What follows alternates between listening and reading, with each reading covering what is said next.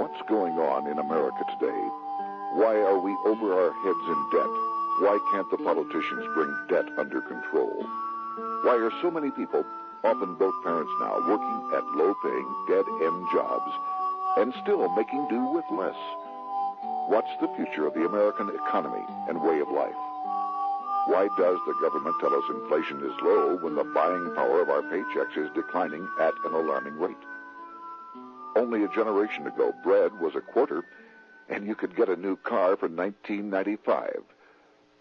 Are we headed into an economic crash of unprecedented proportions? One which will make the crash of 1929 and the Great Depression which followed look like a Sunday school picnic. If so, can we prevent it? And what can we do to protect our families? Reliable experts say a crash is coming. They also say that there are simple, inexpensive things anyone can do to protect their families, to keep food on the table and a roof over our heads, even in the worst of times. But to do that, we have to understand why the crash is coming, who's behind it, what they want, and how the perpetrators plan on protecting their families. Armed with this knowledge, any of us can ride out the coming storm. Larry Bates was a bank president for 11 years. As a member of the Tennessee House of Representatives, he chaired the Committee on Banking and Commerce. He's also a former professor of economics and the author of the best-selling book, The New Economic Disorder. I can tell you right now that there is going to be a crash of unprecedented proportions. A crash like we have never seen before in this country. The greatest shock of this decade is that more people are about to lose more money than at any time before in our history. But the second greatest shock will be the incredible amount of money just a relatively small group of people will make at exactly the same time. You see, in periods of economic upheaval, in economic crisis, wealth is not destroyed. It is merely transferred. Presidential candidate Charles Collins is a lawyer, has owned banks, and served as a bank director. He believes we'll never get out of debt because the Federal Reserve is in control of our money.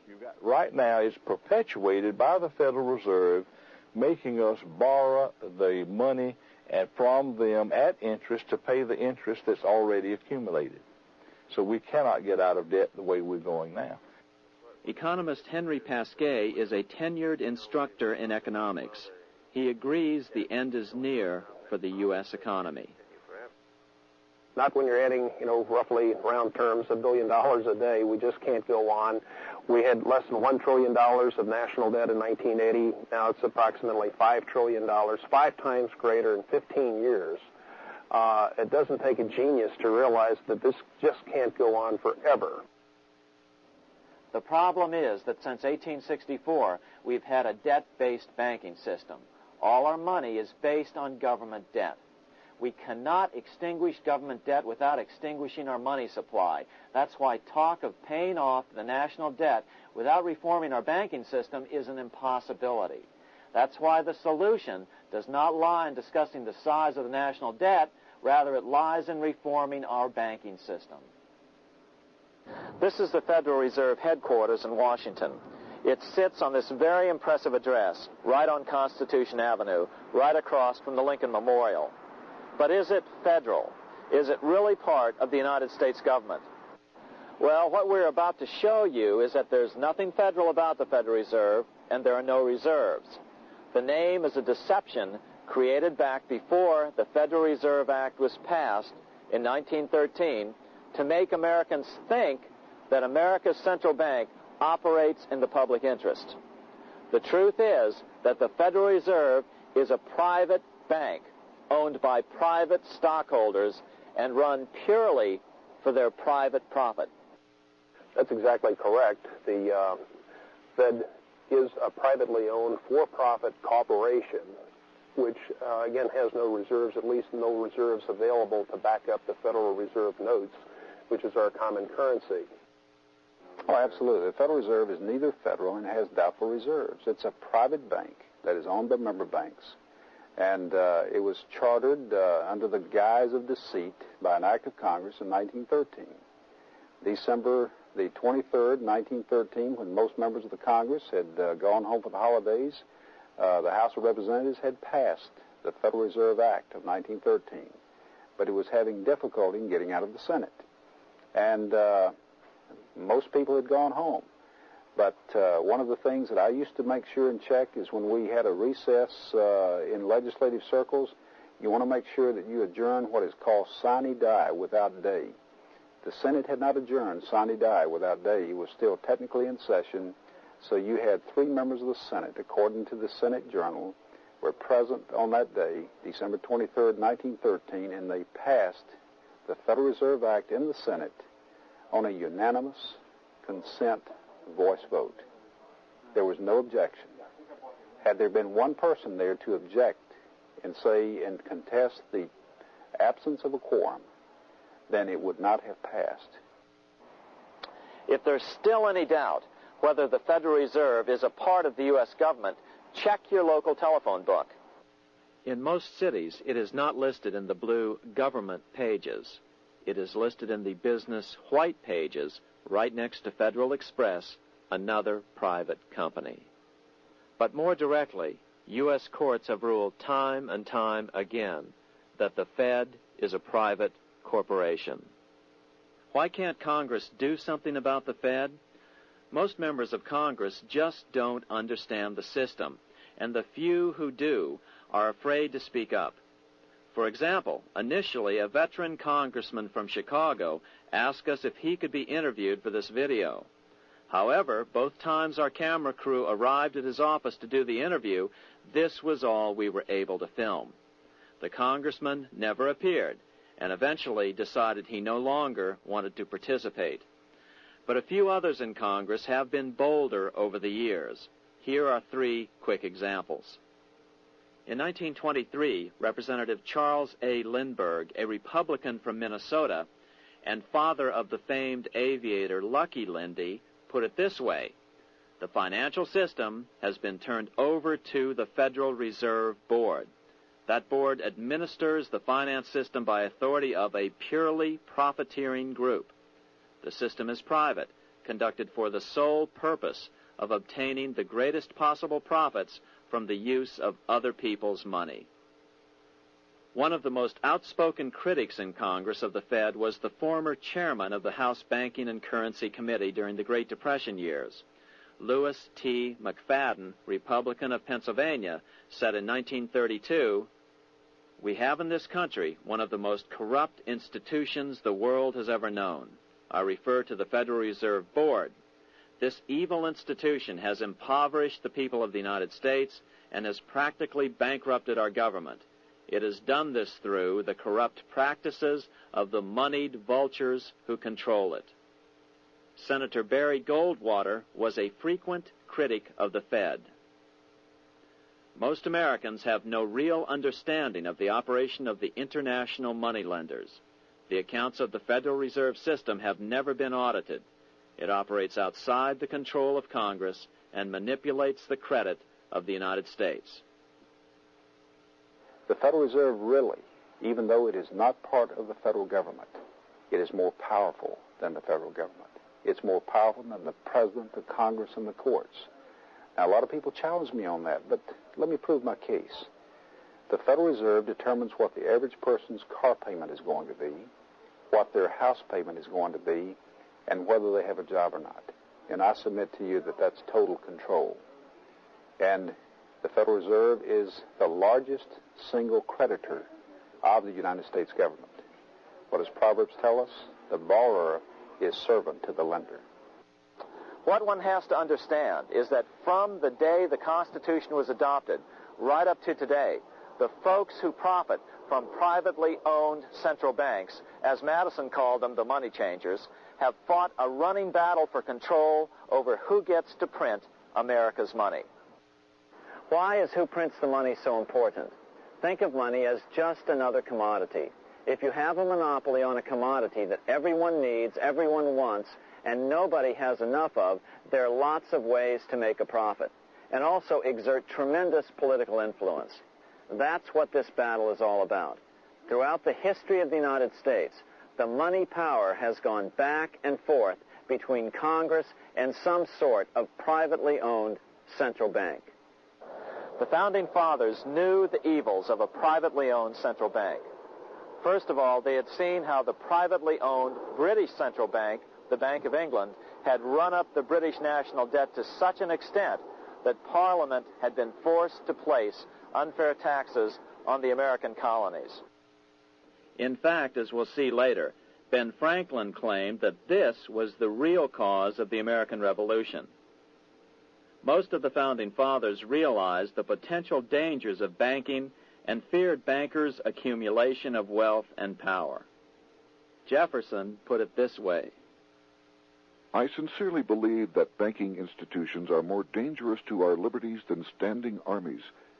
The issuing power should be taken from the banks and restored to the people to whom it properly belongs. That succinct statement of Jefferson is, in fact, the solution to all our economic problems today. It bears repeating. The issuing power should be taken from the banks and restored to the people to whom it properly belongs. James Madison, the main author of the Constitution, agreed. Interestingly, he called those behind the central bank scheme money changers.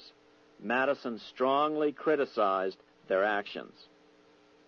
History records that the money changers have used every form of abuse, intrigue, deceit, and violent means possible to maintain their control over governments by controlling money and its issuance.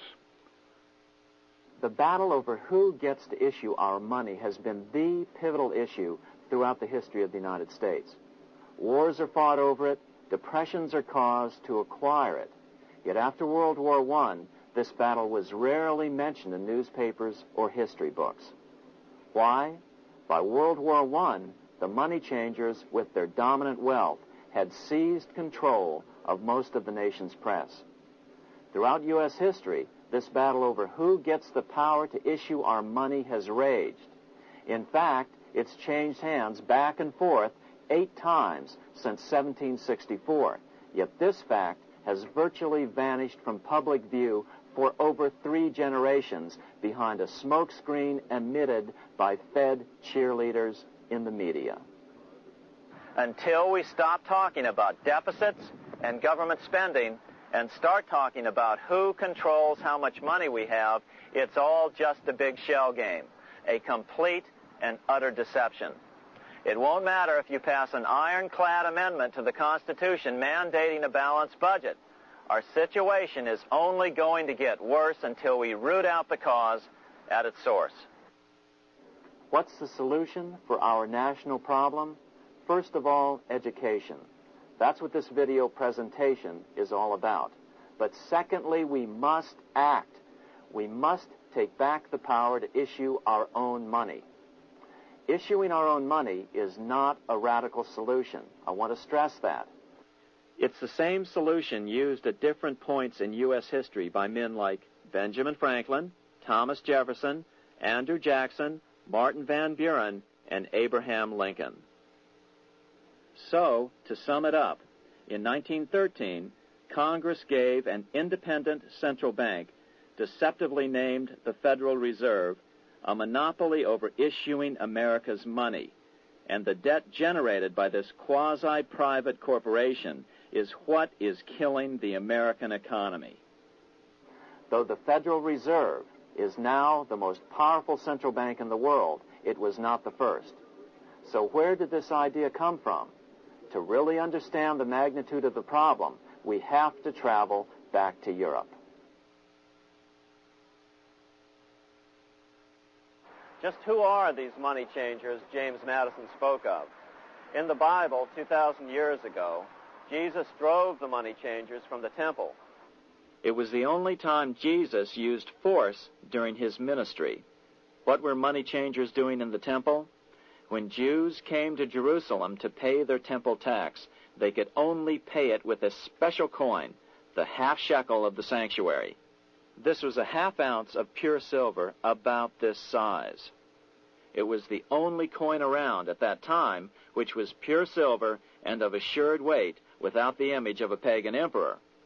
Therefore, to Jews, the half shekel was the only coin acceptable to God. But these coins were not plentiful.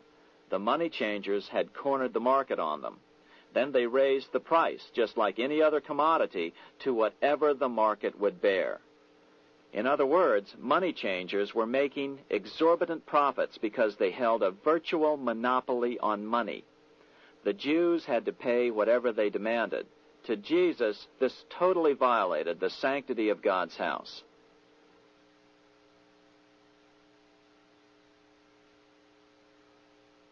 But the money-changing scam did not originate in Jesus' day. 200 years before Christ, Rome was having trouble with money changers. 2 early Roman emperors had tried to diminish the power of the money changers by reforming usury laws and limiting land ownership to 500 acres. They were both assassinated. In 48 BC, Julius Caesar took back the power to coin money from the money changers and minted coins for the benefit of all. With this new, plentiful supply of money, he built great public works projects. By making money plentiful, Caesar won the love of the common man. But the money changers hated him. Some believe this was an important factor in Caesar's assassination. One thing is for sure, with the death of Caesar came the demise of plentiful money in Rome. Taxes increased, as did corruption. Just as in the case of America today, usury and debased coin became the rule. Eventually, the Roman money supply was reduced by 90%. As a result, the common people lost their lands and their homes, just as is about to happen soon in America. With the demise of plentiful money, the masses lost confidence in the Roman government and refused to support it. Rome plunged into the gloom of the Dark Ages.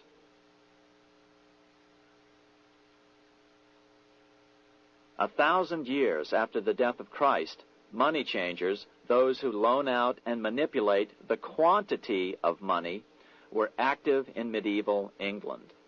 In fact, they were so active that acting together, they could manipulate the entire English economy. These were not bankers per se. The money changers generally were the goldsmiths. They were the first bankers because they started keeping other people's gold for safekeeping in their vaults. The first paper money was merely a receipt for gold left at the goldsmith. Paper money caught on because it was more convenient than carrying around a lot of heavy gold and silver coins. Eventually, goldsmiths noticed that only a small fraction of the depositors ever came in and demanded their gold at any one time. Goldsmiths started cheating on the system. They discovered that they could print more money than they had gold, and usually no one would be the wiser. Then they could loan out this extra money and collect interest on it. This was the birth of fractional reserve banking. That is, loaning out many times more money than you have assets on deposit. So, if $1,000 in gold were deposited with them, they could loan out about $10,000 in paper money and draw interest payments on it, and no one would ever discover the deception. By this means, goldsmiths gradually accumulated more and more wealth and used this wealth to accumulate more and more gold. Today, this practice of loaning out more money than there are reserves is known as fractional reserve banking. Every bank in the United States is allowed to loan out at least 10 times more money than they actually have. That's why they get rich on charging, let's say, 8% interest. It's not really 8% per year, which is their income. It's 80%. That's why bank buildings are always the largest in town. But does that mean that all interest or all banking should be illegal? Hardly. In the Middle Ages, canon law, the law of the Catholic Church, forbade charging interest on loans. This concept followed the teachings of Aristotle and St. Thomas Aquinas. They taught that the purpose of money was to serve the members of society, to facilitate the exchange of goods needed to lead a virtuous life. Interest, in their belief, hindered this purpose by putting an unnecessary burden on the use of money. In other words, interest was contrary to reason and justice. Reflecting church law in the Middle Ages, Europe forbade charging interest on loans and made it a crime called usury. As commerce grew, and therefore opportunities for investment arose in the late Middle Ages, it came to be recognized that to loan money had a cost for the lender, both in risk and in lost opportunity. So some charges were allowed, but not interest per se. But all moralists, no matter what religion, condemn fraud, oppression of the poor, and injustice as clearly immoral. As we will see, fractional reserve lending is rooted in a fraud, results in widespread poverty, and reduces the value of everyone else's money. The ancient goldsmiths discovered that extra profits could be made by rowing the economy between easy money and tight money. When they made money easier to borrow, then the amount of money in circulation expanded. Money was plentiful. People took out more loans to expand their businesses. But then the money changers would tighten the money supply. They would make loans more difficult to get.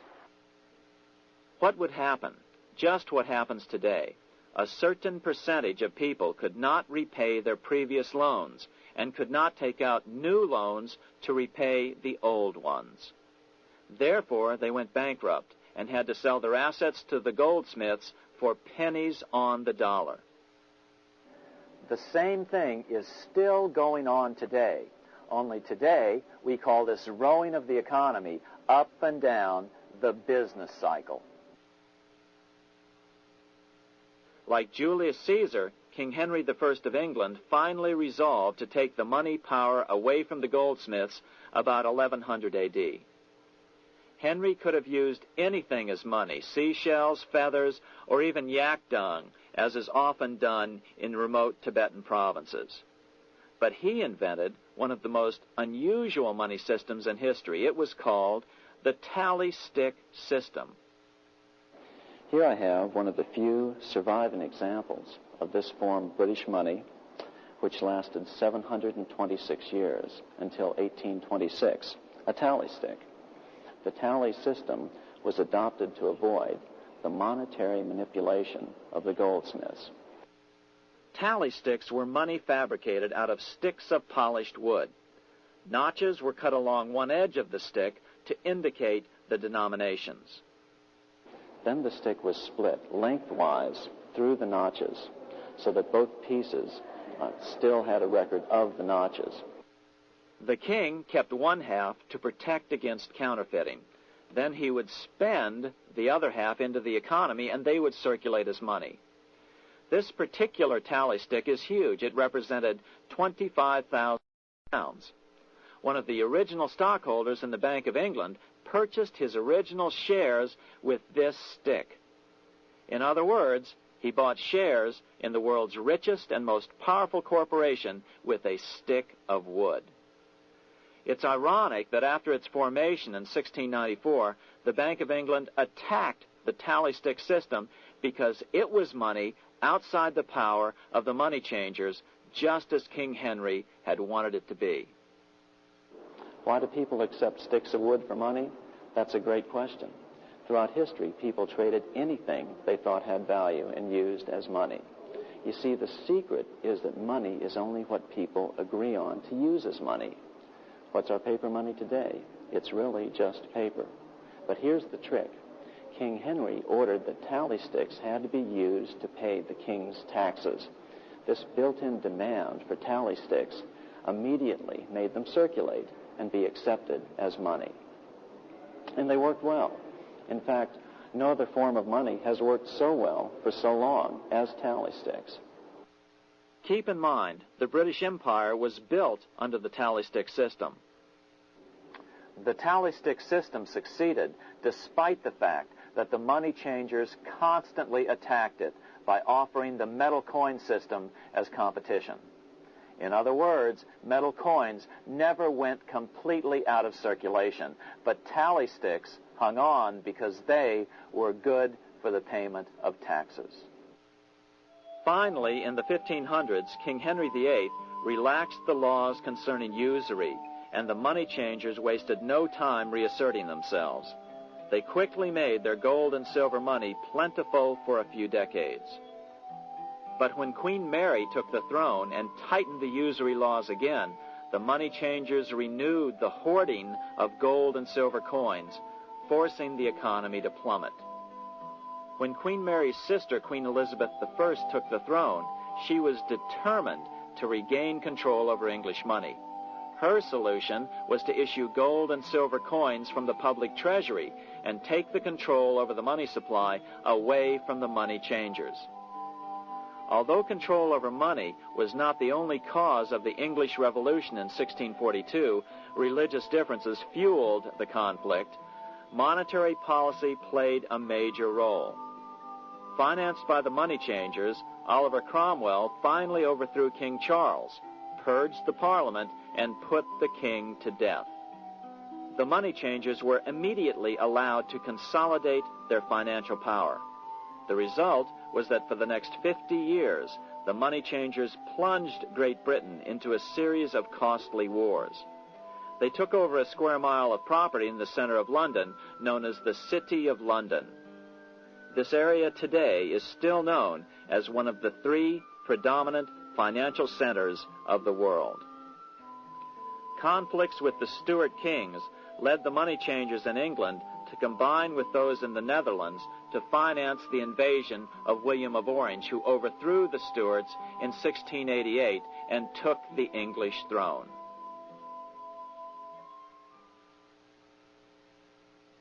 By the end of the 1600s, England was in financial ruin. 50 years of more or less continuous wars with France and Holland had exhausted her. Frantic government officials met with the money changers to beg for the loans necessary to pursue their political purposes. The price was high: a government-sanctioned, privately owned bank which could issue money created out of nothing. It was to be the modern world's first privately owned central bank, the Bank of England. Although it was deceptively called the Bank of England to make the general population think it was part of the government, it was not. Like any other private corporation, the Bank of England sold shares to get started. The investors, whose names were never revealed, were supposed to put up £1.25 million British pounds in gold coin to buy their shares in the bank, but only £750,000 was ever received. Despite that, the bank was duly chartered in 1694 and started out in the business of loaning out several times the money it supposedly had in reserves, all at interest. In exchange, the new bank would loan British politicians as much of the new currency as they wanted, as long as they secured the debt by direct taxation of the British people. So, legalization of the Bank of England amounted to nothing less than legal counterfeiting of a national currency for private gain. Unfortunately, nearly every nation now has a privately controlled central bank using the Bank of England as the basic model. Such is the power of these central banks that they soon take total control over a nation's economy. It soon amounts to nothing but a plutocracy, rule by the rich. It would be like putting control of the army in the hands of the mafia. The danger of tyranny would be extreme. Yes, we need central banks. No, we do not need them in private hands. The central bank scam is really a hidden tax. The nation sells bonds to the central bank to pay for things it does not have the political will to raise taxes to pay for. But the bonds are purchased with money the central bank creates out of nothing. More money in circulation makes your money worth less. The government gets as much money as it needs, and the people pay for it in inflation. The beauty of the plan is that not one person in 1,000 can figure it out, because it's usually hidden behind complex-sounding economics gibberish. With the formation of the Bank of England, the nation was soon awash in money. Prices throughout the country doubled. Massive loans were granted for just about any wild scheme. One venture proposed to drain the Red Sea to recover gold supposedly lost when the Egyptian army drowned pursuing Moses and the Israelites. By 1698, government debt grew from the initial £1.25 million to £16 million. Naturally, taxes were increased and then increased again to pay for all of this. With the British money supply firmly in their grip, the British economy began a wild roller coaster series of booms and depressions, exactly the sort of thing a central bank claims it is determined to prevent. There are two things which I think are intrinsic not just to the Bank of England, but to central banking generally. The first is an involvement in the formulation of monetary policy with the specific objective of achieving monetary stability. However, since the Bank of England took control, the British pound has rarely been stable. Now let's take a look at the role of the Rothschild family, the family said to be the wealthiest in the world.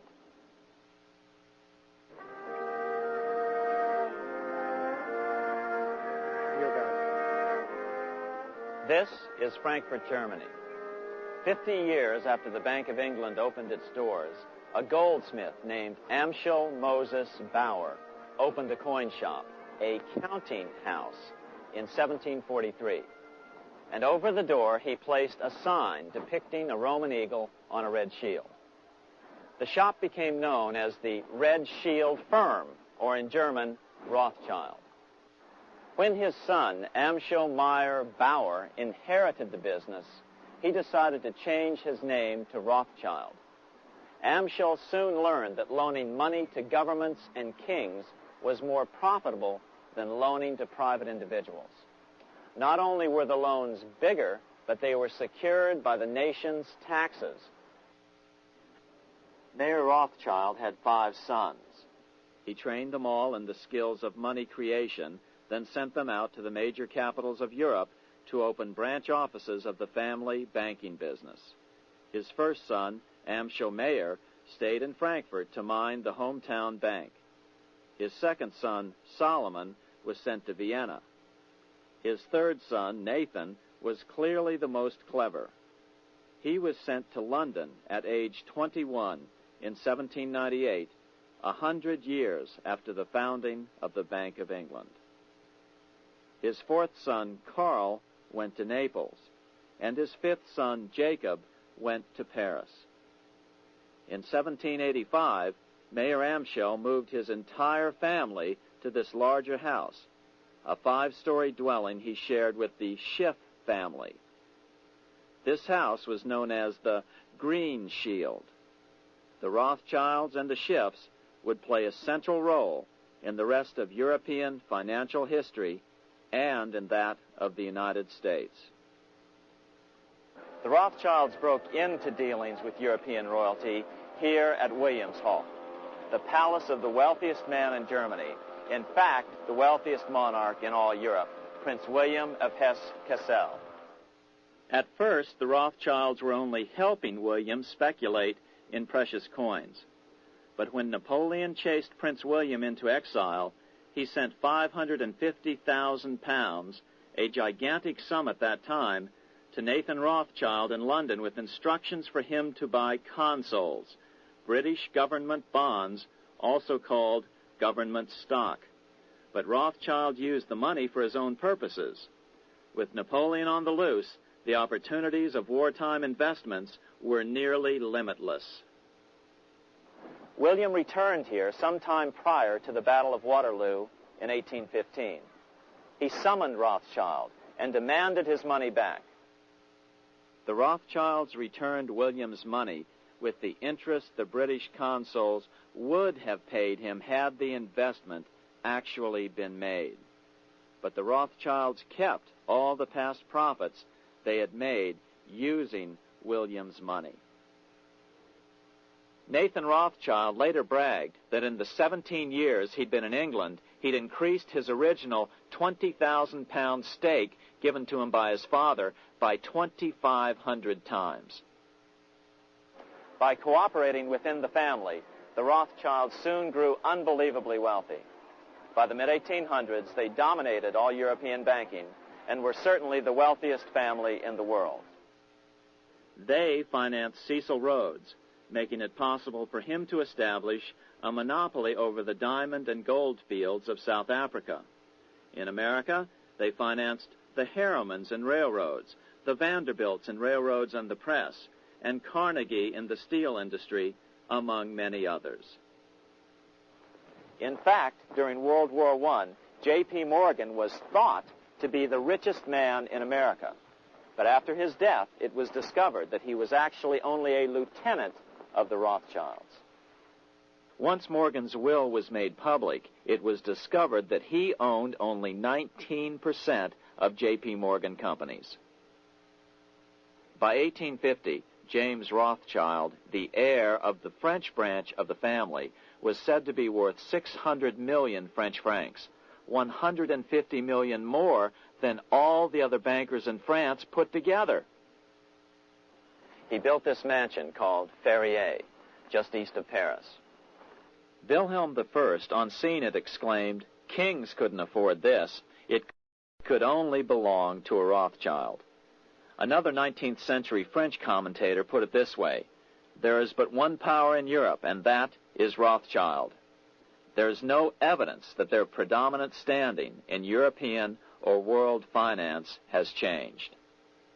Now let's take a look at the results the Bank of England had produced on the British economy and how that later was the root cause of the American Revolution.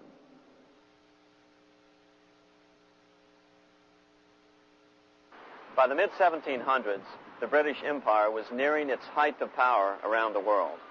But Britain had fought 4 costly wars in Europe since the creation of their privately owned central bank, the Bank of England. The cost had been high. To finance these wars, the British Parliament here had borrowed heavily from the bank. By the mid-1700s, the government's debt here in Britain was £140 million, a staggering sum for those days. Consequently, the British government embarked on a program of trying to raise revenues from their American colonies in order to make their interest payments to the bank. But in America, it was a different story. The scourge of a privately owned central bank had not yet hit. This is Independence Hall in Philadelphia, where the Declaration of Independence and Constitution were signed. In the mid-1700s, pre-revolutionary America was still relatively poor. There was a severe shortage of precious metal coins to trade for goods, so the early colonists were forced to experiment with printing their own homegrown paper money. Some of these experiments were successful. Franklin was a big supporter of the colonies printing their own paper money. In 1757, Franklin was sent to London. He ended up staying for the next 18 years here, nearly until the start of the American Revolution. During this period, the American colonies began to issue their own money. Called colonial scrip, the endeavor was very successful.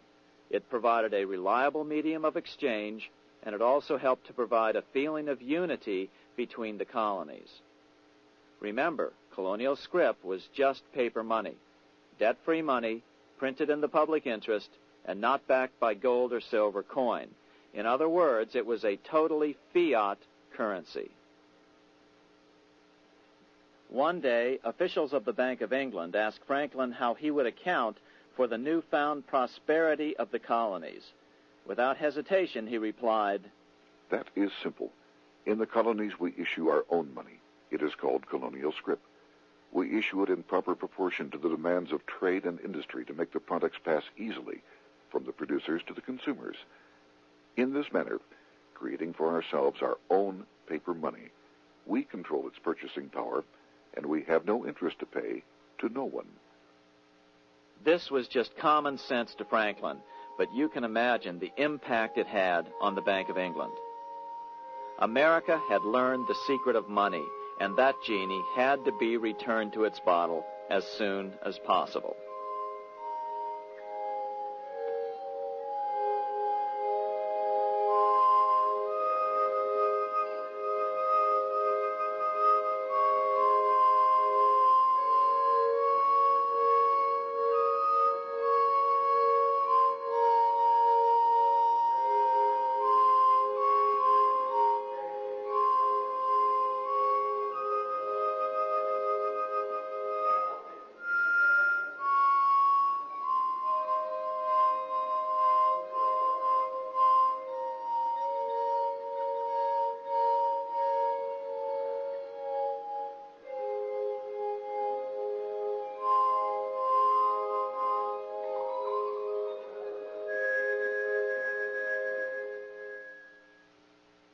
As a result, Parliament hurriedly passed the Currency Act of 1764. This prohibited colonial officials from issuing their own money and ordered them to pay all future taxes in gold or silver coins. In other words, it forced the colonies on a gold or silver standard. For those who still believe that a gold standard is the answer for America's current monetary problems, look what happened to America after that. Writing in his autobiography, Franklin said, "In 1 year, the conditions were so reversed that the era of prosperity ended and a depression set in to such an extent that the streets of the colonies were filled with unemployed." Franklin claims that this was even the basic cause for the American Revolution. As Franklin put it in his autobiography, "The colonies would gladly have borne a little tax on tea and other matters had it not been that England took away from the colonies their money, which created unemployment and dissatisfaction. The inability of the colonists to get the power to issue their own money permanently out of the hands of George III and the international bankers was the prime reason for the Revolutionary War." By the time the first shots were fired in Lexington, Massachusetts, on April 19, 1775, the colonies had been drained of gold and silver coin by British taxation. As a result, the Continental government had no choice but to print money to finance the war. At the start of the Revolution, the U.S. money supply stood at $12 million. By the end of the war, it was nearly $500 million. As a result, the currency was virtually worthless. Shoes sold for $5,000 a pair. Colonial scrip had worked because just enough was issued to facilitate trade. As George Washington lamented, "A wagon load of money will scarcely purchase a wagon load of provisions." Today, those who support a gold-backed currency point to this period during the Revolution to demonstrate the evils of a fiat currency.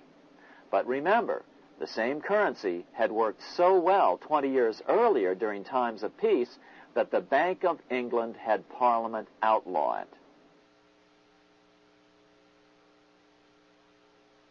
Towards the end of the Revolution, the Continental Congress, meeting here at Independence Hall, grew desperate for money.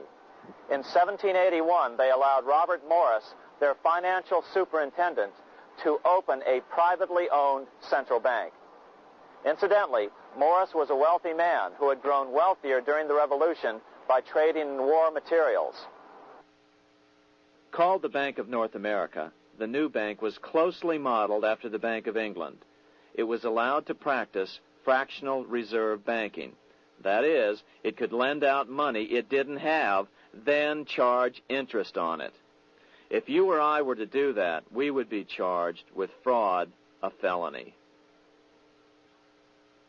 The bank's charter called for private investors to put up $400,000 worth of initial capital. But when Morris was unable to raise the money, he brazenly used his political influence to have gold deposited in the bank, which had been loaned to America by France. He then loaned this money to himself and his friends to reinvest in shares of the bank. And, like the Bank of England, the bank was given a monopoly over the national currency. Soon the dangers became clear. The value of American currency continued to plummet. So, 4 years later, in 1785, the bank's charter was not renewed. The leader of the effort to kill the bank, William Findley of Pennsylvania, explained the problem this way, quote, "This institution, having no principle but that of avarice, will never be varied in its object, to engross all the wealth, power, and influence of the state." The men behind the Bank of North America, Alexander Hamilton, Robert Morris, and the bank's president, Thomas Whiling, did not give up. Only 6 years later, Hamilton, then Secretary of the Treasury, and his mentor, Morris, rammed a new privately owned central bank through the new Congress. called the First Bank of the United States, Thomas Weiling again served as the bank's president. The players were the same, only the name of the bank was changed.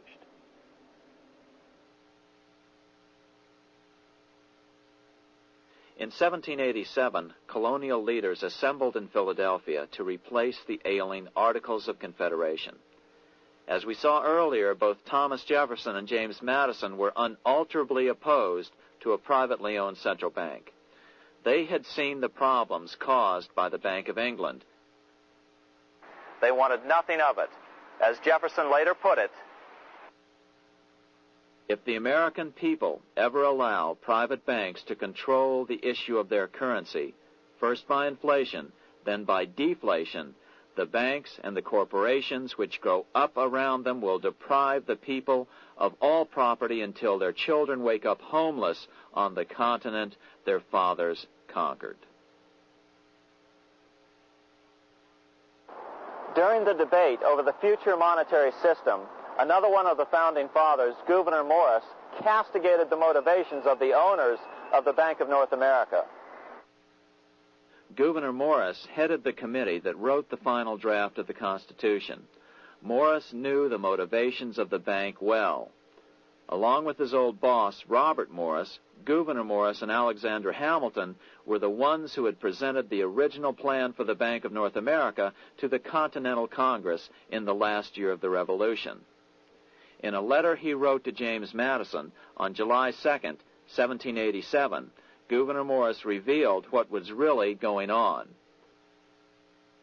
The rich will strive to establish their dominion and enslave the rest. They always did. They always will. They will have the same effect here as elsewhere if we do not, by the power of government, keep them in their proper spheres.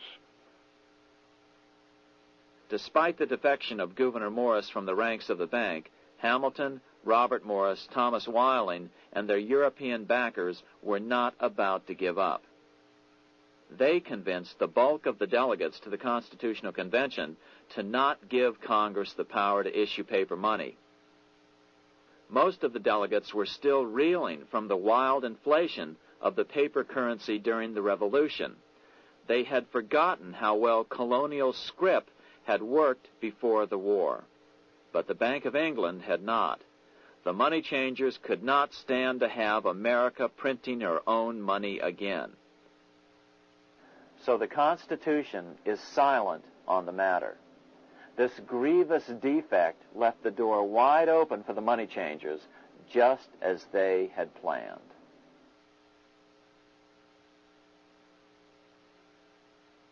In 1790, less than 3 years after the Constitution had been signed, the money changers struck again. The newly appointed first Secretary of the Treasury, Alexander Hamilton, proposed a bill to the Congress calling for a new, privately owned central bank.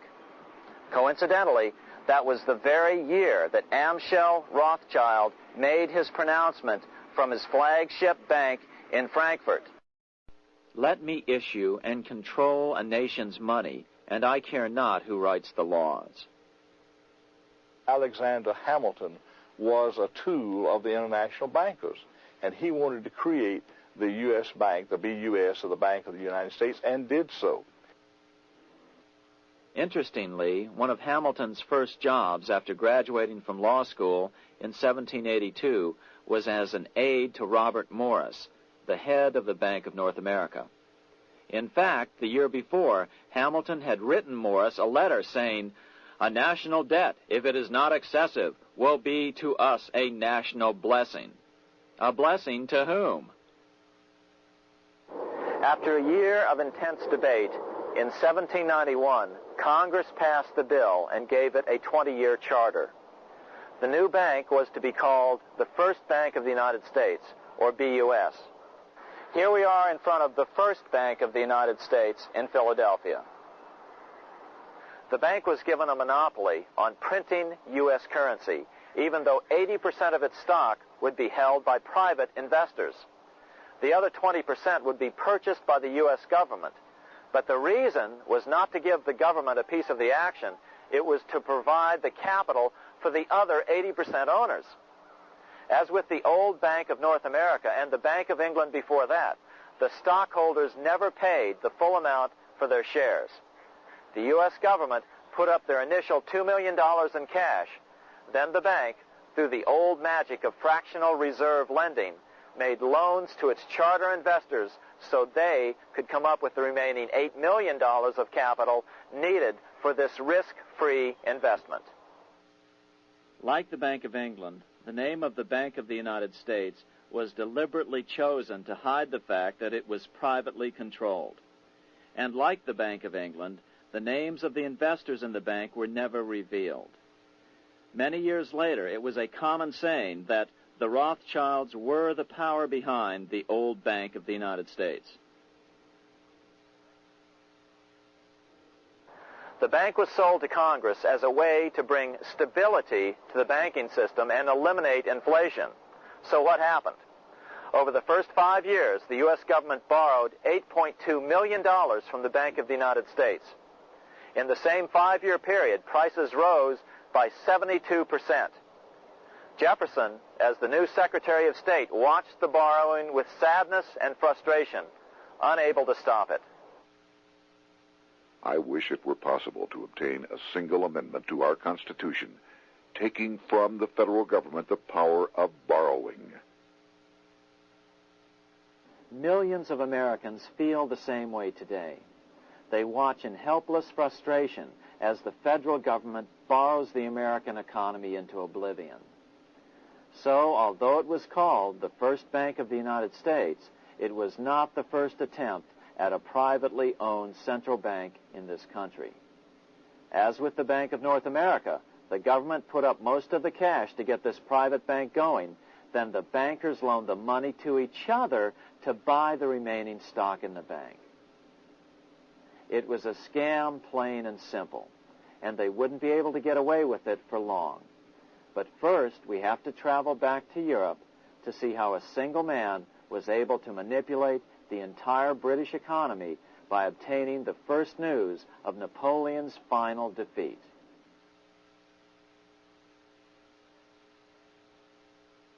Here in Paris, the Bank of France was organized in 1800, just like the Bank of England. But Napoleon decided France had to break free of debt, and he never trusted the Bank of France. He declared that when a government is dependent upon bankers for money, the bankers, not the leaders of the government, are in control. The hand that gives is above the hand that takes. Money has no motherland. Financiers are without patriotism and without decency. Their sole object is gain. Back in America, unexpected help was about to arrive. In 1800, Thomas Jefferson narrowly defeated John Adams to become the third president of the United States. By 1803, Jefferson and Napoleon had struck a deal. The U.S. would give Napoleon $3 million in gold in exchange for a huge chunk of territory west of the Mississippi River, the Louisiana Purchase. With that $3 million, Napoleon quickly forged an army and set off across Europe, conquering everything in his path. But the Bank of England quickly rose to oppose him. They financed every nation in his path, reaping the enormous profits of war. Prussia, Austria, and finally Russia all went heavily into debt in a futile attempt to stop Napoleon. 4 years later, with the main French army in Russia, 30-year-old Nathan Rothschild, the head of the London office of the Rothschild family, personally took charge of a bold plan to smuggle a much-needed shipment of gold right through France to finance an attack by the Duke of Wellington from Spain. Nathan later bragged at a dinner party in London that it was the best business he'd ever done. Little did he know that he would do much better business in the near future. Wellington's attacks from the south and other defeats eventually forced Napoleon to abdicate, and Louis XVIII was crowned king. Napoleon was exiled to Elba, a tiny island off the coast of Italy, supposedly exiled from France forever. While Napoleon was in exile on Elba, temporarily defeated by England with the financial help of the Rothschilds, America was trying to break free of its central bank as well.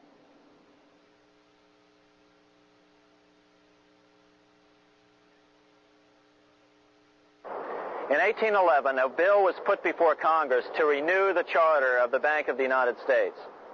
The debate grew very heated, and the legislatures of both Pennsylvania and Virginia passed resolutions asking Congress to kill the bank. The press corps of the day attacked the bank openly, calling it a great swindle, a vulture, a viper, and a cobra. Oh, to have an independent press once again in America.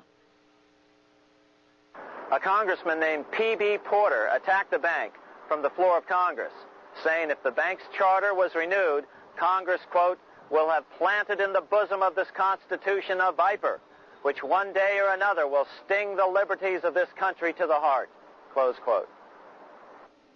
Prospects didn't look that good for the bank. Some writers have even claimed that Nathan Rothschild warned that the United States would find itself involved in a most disastrous war if the bank's charter were not renewed. But it wasn't enough. When the smoke had cleared, the renewal bill was defeated by a single vote in the House and was deadlocked in the Senate. By now, America's fourth president, James Madison, was in the White House. Remember, Madison was a staunch opponent of the bank. His vice president, George Clinton, broke a tie in the Senate and sent the bank into oblivion. Within 5 months, England attacked the U.S., and the War of 1812 was on. But the British were still busy fighting Napoleon, and so the War of 1812 ended in a draw in 1814. Though the money changers were temporarily down, they were far from out. It would take them only another 2 years to bring back their bank bigger and stronger than ever.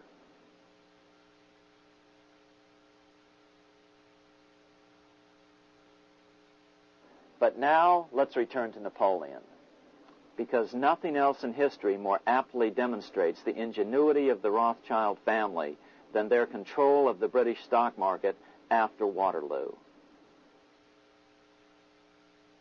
In 1815, a year after the end of the War of 1812 in America, Napoleon escaped his exile and returned to Paris. French troops were sent out to capture him, but such was his charisma that the soldiers rallied around their old leader and hailed him as their emperor once again. In March of 1815, Napoleon equipped an army which Britain's Duke of Wellington defeated less than 90 days later at Waterloo. Some writers claim Napoleon borrowed £5 million from the Bank of England to rearm, but it appears these funds actually came from the Ouvard banking house in Paris. Nevertheless, from about this point on, it was not unusual for privately controlled central banks to finance both sides in a war. Why would a central bank finance opposing sides in a war? Because war is the biggest debt generator of them all. A nation will borrow any amount for victory. The ultimate loser is loaned just enough to hold out the vain hope of victory, and the ultimate winner is given enough to win. Besides, such loans are usually conditioned upon the guarantee that the victor will honor the debts of the vanquished.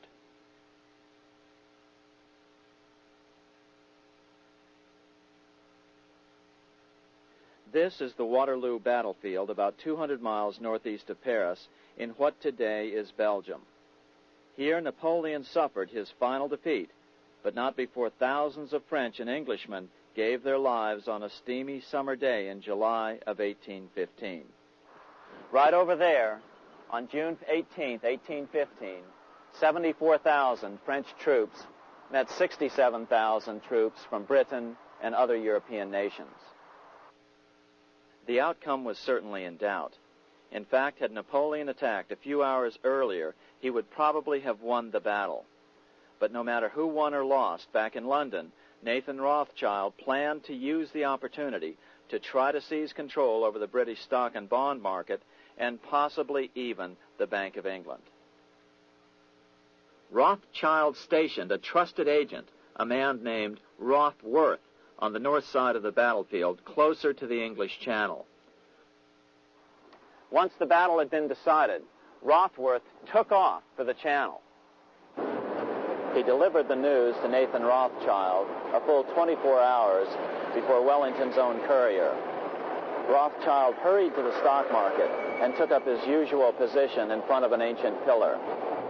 All eyes were on him. The Rothschilds had a legendary communications network. If Wellington had been defeated and Napoleon was loose on the continent again, Britain's financial situation would become grave indeed. Rothschild looked saddened. He stood there motionless, eyes downcast. Then suddenly he began selling. Other nervous investors saw that Rothschild was selling. It could only mean one thing. Napoleon must have won, Wellington must have lost. The market plummeted. Soon everyone was selling their consols, their British government bonds, and prices dropped sharply. But then Rothschild started secretly buying up the consols through his agents for only a fraction of their worth hours before. Myths, legends, you say? 100 years later, the New York Times ran a story which said that Nathan's grandson had attempted to secure a court order to suppress a book with this stock market story in it. The Rothschild family claimed the story was untrue and libelous, but the court denied the Rothschilds' request and ordered the family to pay all court costs. What's even more interesting about this story is that some authors claim that the day after the Battle of Waterloo, in a matter of hours, Nathan Rothschild came to dominate not only the bond market, but the Bank of England as well.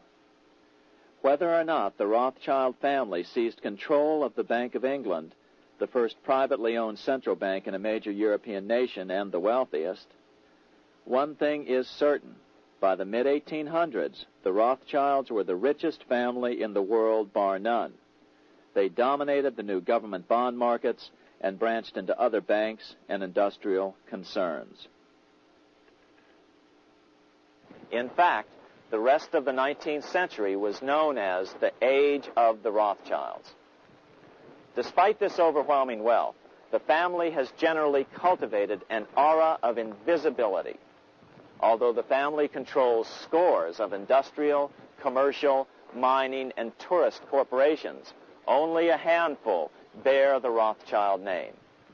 By the end of the 19th century, one expert estimated that the Rothschild family controlled half the wealth of the world. Whatever the extent of their vast wealth, it is reasonable to assume that their percentage of the world's wealth has increased since then. But since the turn of the century, the Rothschilds have cultivated the notion that their power has somehow waned even as their wealth increases.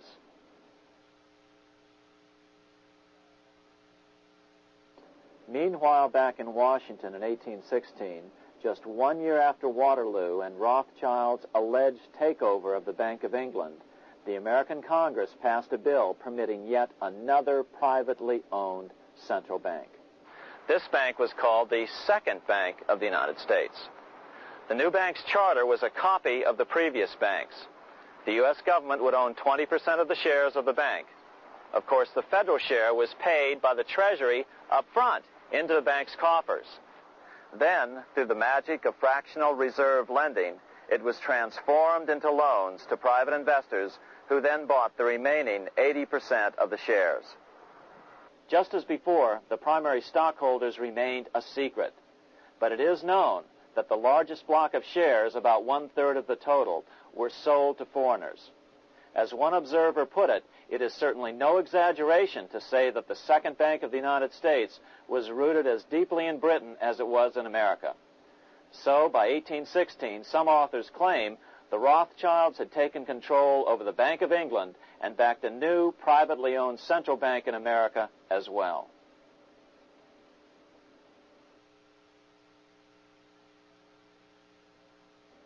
After 12 years of manipulations of the U.S. economy on the part of the Second Bank of the U.S., the American people had had just about enough.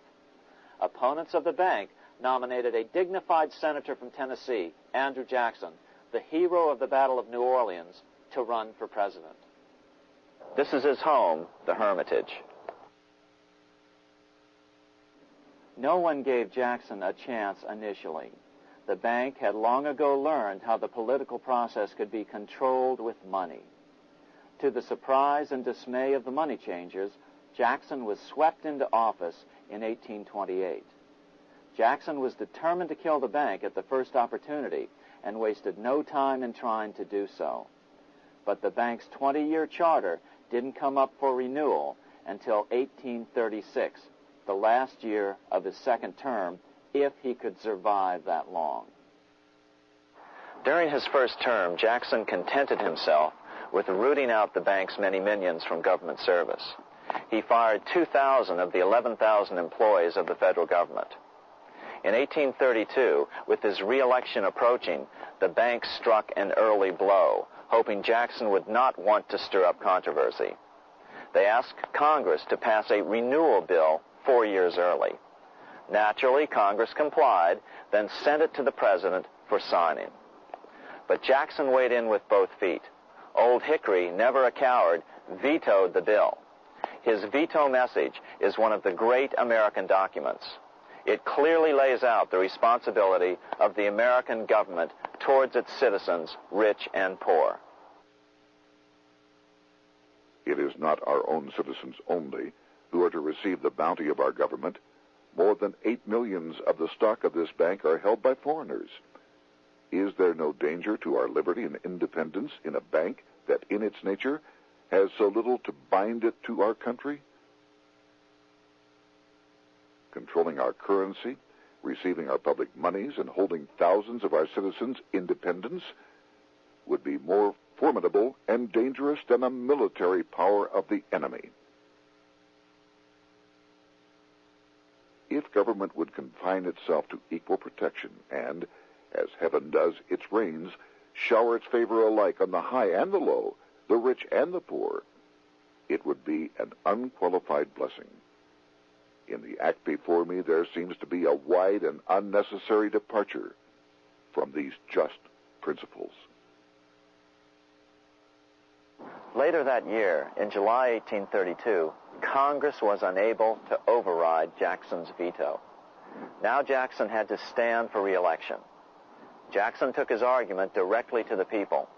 For the first time in U.S. history, Jackson took his presidential campaign on the road.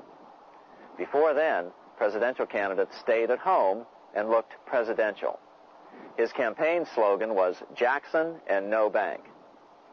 The National Republican Party ran Senator Henry Clay against Jackson.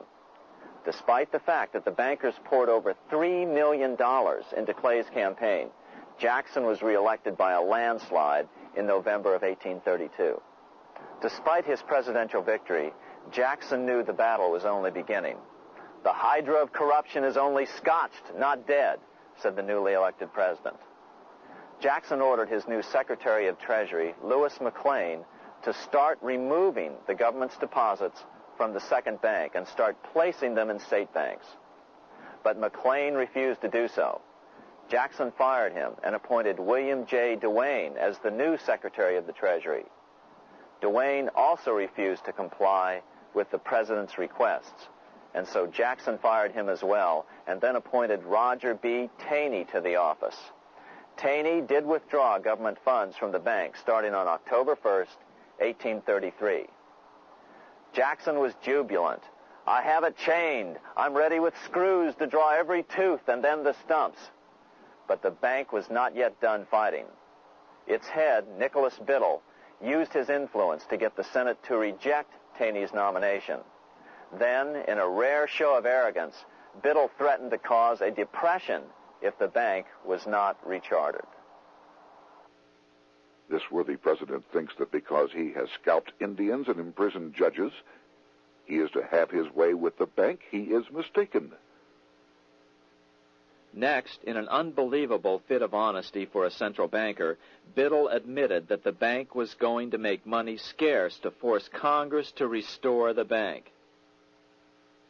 nothing but widespread suffering will produce any effect on Congress, our only safety is in pursuing a steady course of firm restriction.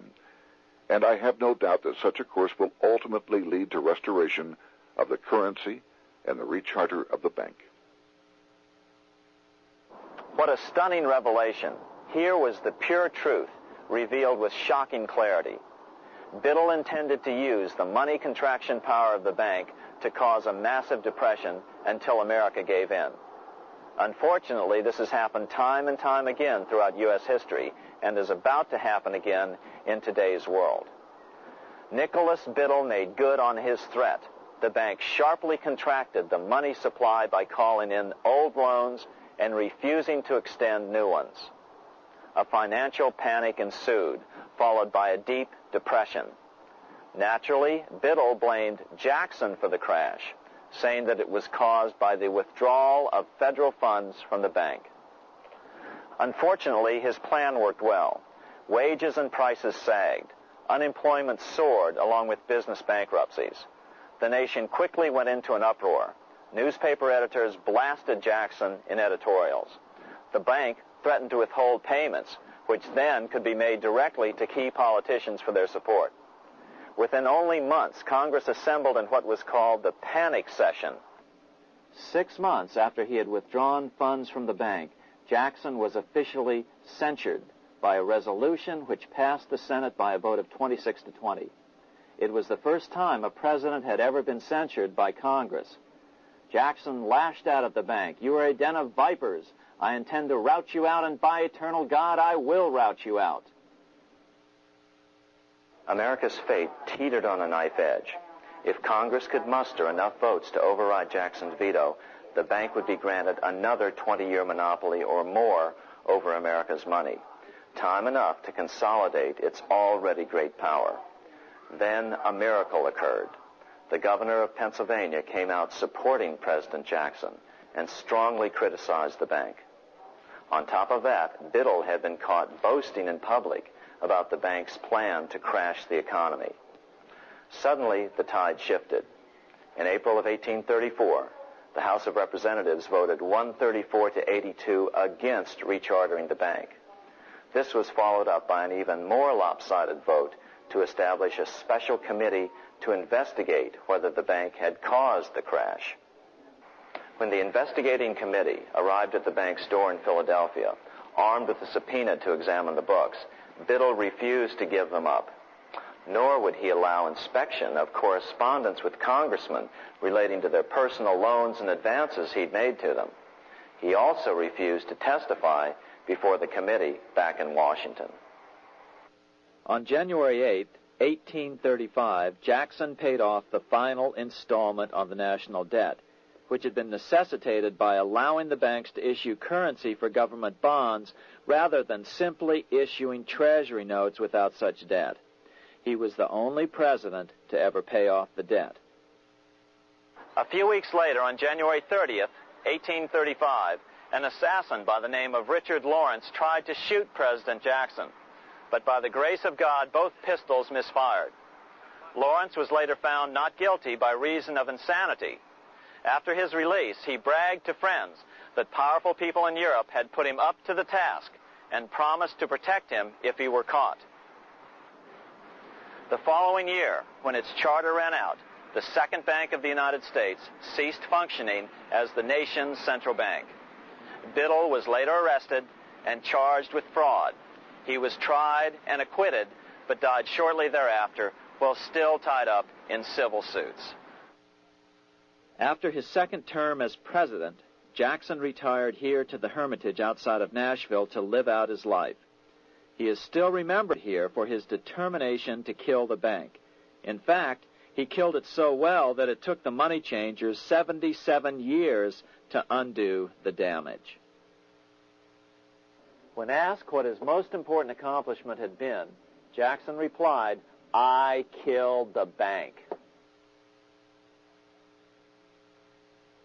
Unfortunately, even Jackson failed to grasp the entire picture and its root cause. Although Jackson had killed the central bank, the most insidious weapon of the money changers, fractional reserve banking remained in use by the numerous state-chartered banks.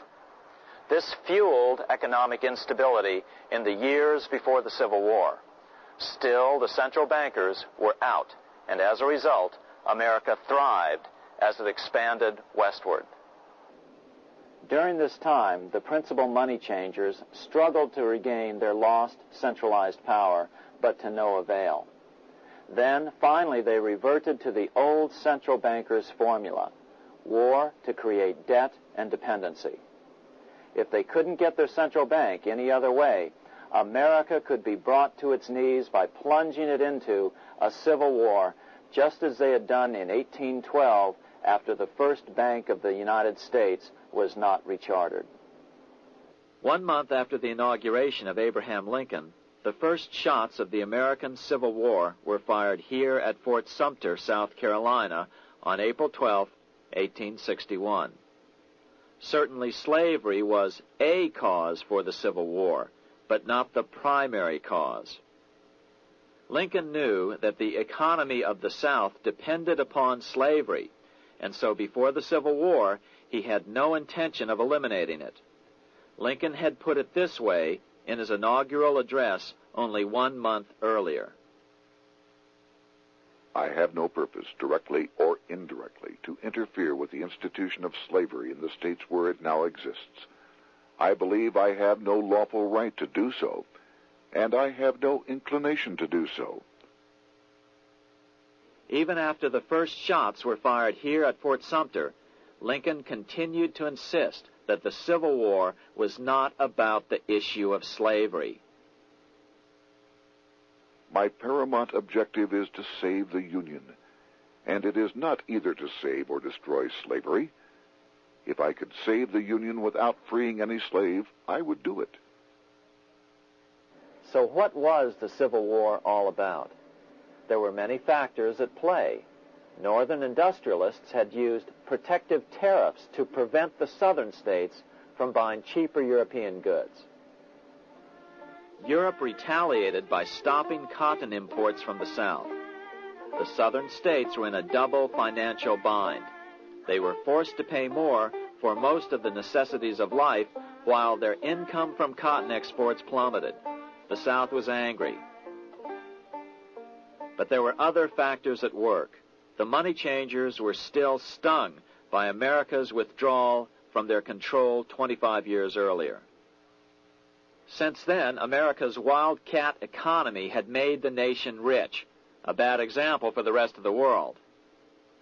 The central bankers now saw an opportunity to split the rich new nation, to divide and conquer by war.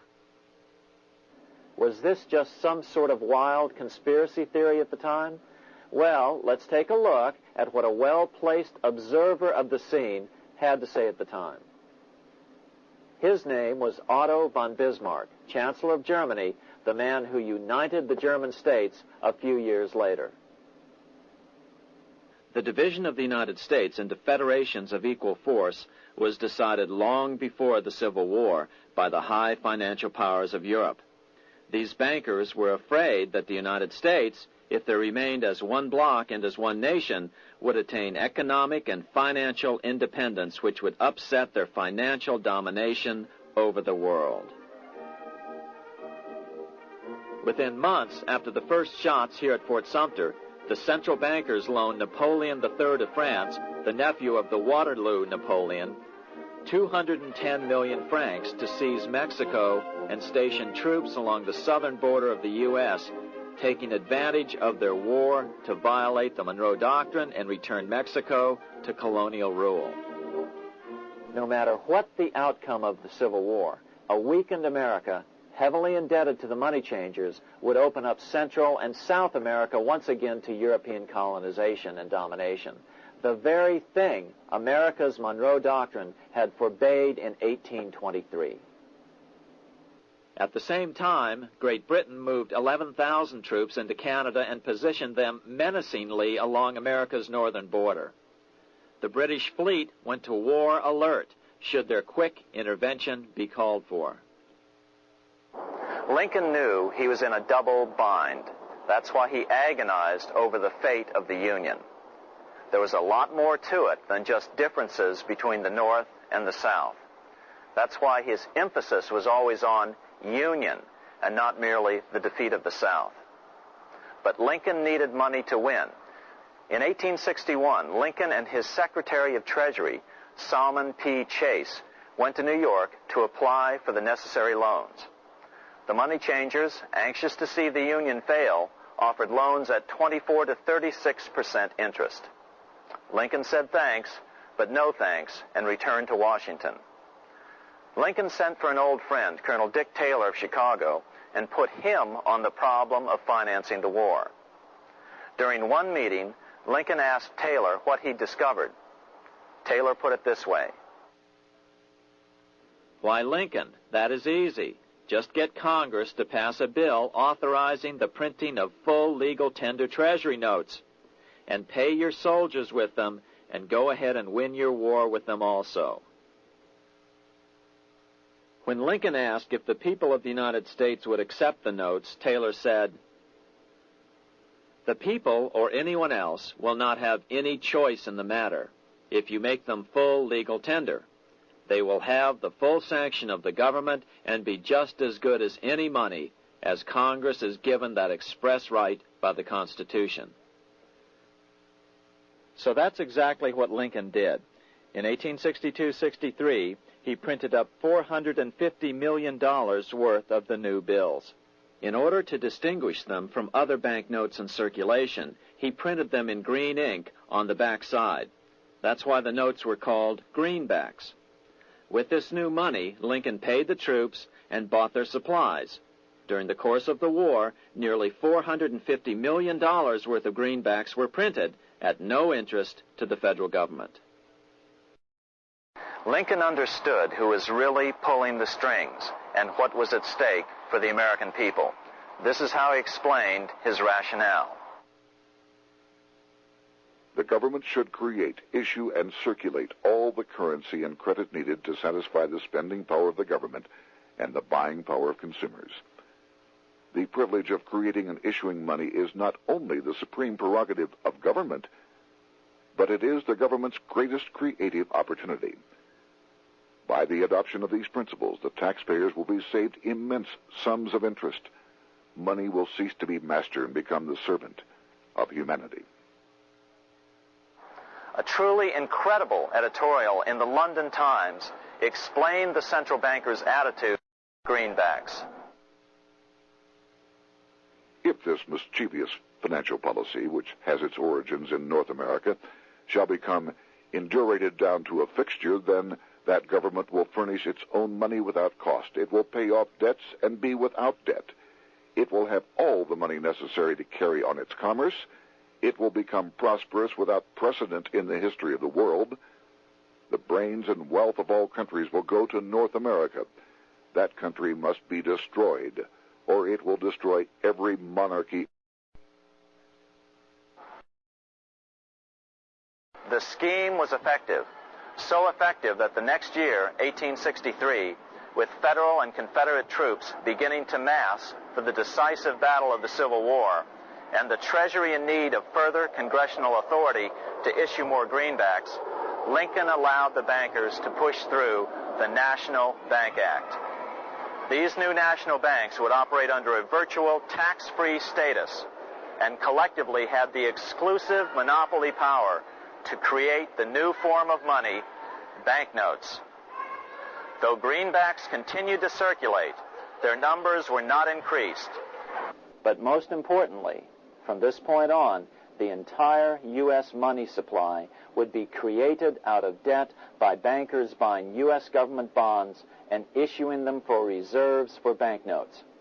As historian John Kenneth Galbraith explained it, In the war, the federal government ran a heavy surplus. It could not, however, pay off its debt, retire its securities, because to do so meant there would be no bonds to back the national banknotes. To pay off the debt was to destroy the money supply. Later in 1863, Lincoln got some unexpected help from Tsar Alexander II of Russia. The Tsar, like Bismarck in Germany, knew what the international money changers were up to and had steadfastly refused to let them set up a central bank in Russia. If America survived and was able to remain out of their clutches, the Tsar's position would remain secure. If the bankers were successful at dividing America and giving the pieces back to Great Britain and France, both nations under control of their central banks, eventually they would threaten Russia again. So the Tsar gave orders that if either England or France actively intervened and gave aid to the South, Russia would consider such action as a declaration of war. He did the same with part of his Pacific Fleet and sent them to port in San Francisco. Lincoln was reelected the next year, 1864. Had he lived, he would surely have killed the national bank's money monopoly extracted from him during the war. On November 21st, 1864, he wrote a friend the following. The money power preys upon the nation in times of peace and conspires against it in times of adversity. It is more despotic than monarchy, more insolent than autocracy, more selfish than bureaucracy. Shortly before Lincoln was murdered, his former Secretary of Treasury, Salmon P. Chase, bemoaned his role in helping secure the passage of the National Banking Act only 1 year earlier. My agency in promoting the passage of the National Banking Act was the greatest financial mistake in my life. It has built up a monopoly which affects every interest in the country. On April 14, 1865, 41 days after his second inauguration and just 5 days after Lee surrendered to Grant at Appomattox, Lincoln was shot by John Wilkes Booth at Ford's Theater. Bismarck, Chancellor of Germany, lamented the death of Abraham Lincoln. The death of Lincoln was a disaster for Christendom. There was no man in the United States great enough to wear his boots.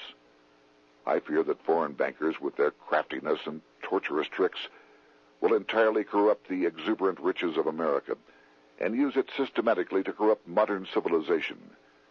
They will not hesitate to plunge the whole of Christendom into wars and chaos in order that the earth should become their inheritance. Bismarck well understood the money changers' plan.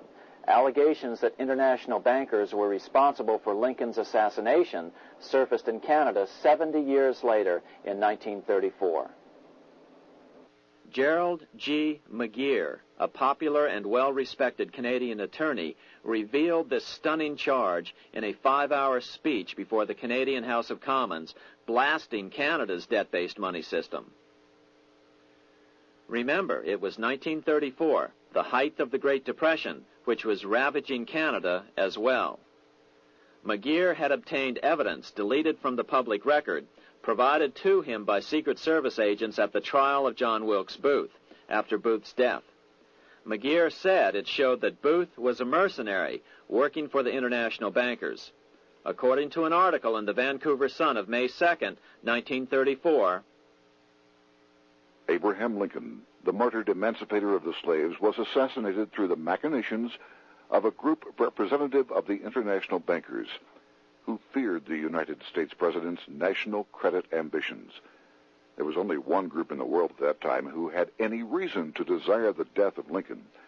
They were the men opposed to his national currency program and who had fought him throughout the whole Civil War on his policy of greenback currency. Interestingly, McGeer claimed that Lincoln was assassinated not only because international bankers wanted to reestablish a central bank in America, but because they also wanted to base America's currency on gold. Gold they controlled. In other words, put America on a gold standard. Lincoln had done just the opposite by issuing U.S. notes, greenbacks, which were based purely on the good faith and credit of the United States. The article quoted McGeer as saying, "They were the men interested in the establishment of the gold standard and the right of the bankers to manage the currency and credit of every nation in the world. With Lincoln out of the way, they were able to proceed with that plan and did proceed with it in the United States. Within 8 years after Lincoln's assassination, silver was demonetized and the gold standard money system set up in the United States. Not since Lincoln has the U.S. issued debt-free United States notes. These red-sealed bills, which were issued in 1963, were not a new issue from President Kennedy, but merely the old greenbacks reissued year after year. In another act of folly and ignorance, the 1994 Regal Act actually authorized the replacement of Lincoln's greenbacks with debt-based notes. In other words, greenbacks were in circulation in the United States until 1994. Why was silver bad for the bankers and gold good? Simple. Because silver was plentiful in the United States. It was very hard to control. Gold was, and always has been, scarce. Throughout history, it has been relatively easy to monopolize gold, but silver has historically been 15 times more plentiful. With Lincoln out of the way, the money changers' next objective was to gain complete control over America's money. This was no easy task. With the opening of the American West, silver had been discovered in huge quantities. On top of that, Lincoln's greenbacks were generally popular. Despite the European central bankers' deliberate attacks on greenbacks, they continued to circulate in the United States, in fact, until a few years ago. According to historian W. Cleon Skousen, right after the Civil War, there was considerable talk about reviving Lincoln's brief experiment with the constitutional monetary system. Had not the European Money Trust intervened, it would have no doubt become an established institution. It is clear that the concept of America printing her own debt-free money sent shockwaves throughout the European central banking elite. They watched with horror as Americans clamored for more greenbacks. They may have killed Lincoln, but support for his monetary ideas grew. On April 12, 1866, nearly 1 year to the day of Lincoln's assassination, Congress went to work at the bidding of the European central banking interests. It passed the Contraction Act, authorizing the Secretary of the Treasury to begin to retire some of the greenbacks in circulation and thereby contract the money supply. Authors Theodore R. Thorin and Richard F. Warner explained the results of the money contraction in their classic book on the subject, The Truth in Money Book. The hard times which occurred after the Civil War could have been avoided if the greenback legislation had continued as President Lincoln had intended. Instead, there were a series of money panics, what we call recessions, which put pressure on Congress to enact legislation to place the banking system under centralized control. Eventually, the Federal Reserve Act was passed on December 23, 1913. In other words, the money changers wanted two things: the reinstitution of a central bank under their exclusive control, and two, an American currency backed by gold. Their strategy was twofold. First of all, cause a series of panics to try to convince the American people that only centralized control of the money supply could provide economic stability. And secondly, remove so much money from the system that most Americans would be so desperately poor that they either wouldn't care or would be too weak to oppose the bankers. In 1866, there was $1.8 billion in currency in circulation in the United States, about $50.46 per capita. In 1867 alone, $500 million, $500 million, was removed from the U.S. money supply. 10 years later, in 1876, America's money supply was reduced to only $600 million. In other words, 2/3 of America's money had been called in by the bankers. Only $14.60 per capita remained in circulation. 10 years later, the money supply had been reduced to only $400 million, even though the population had boomed. The result was that only $6.67 per capita remained in circulation, a 760% loss in buying power over 20 years. Today, economists try to sell the idea that recessions and depressions are a natural part of something they call the business cycle. The truth is, our money supply is manipulated now just as it was before and after the Civil War. How did this happen? How did money become so scarce? Simple. Bank loans were called in and no new ones were given. In addition, silver coins were melted down.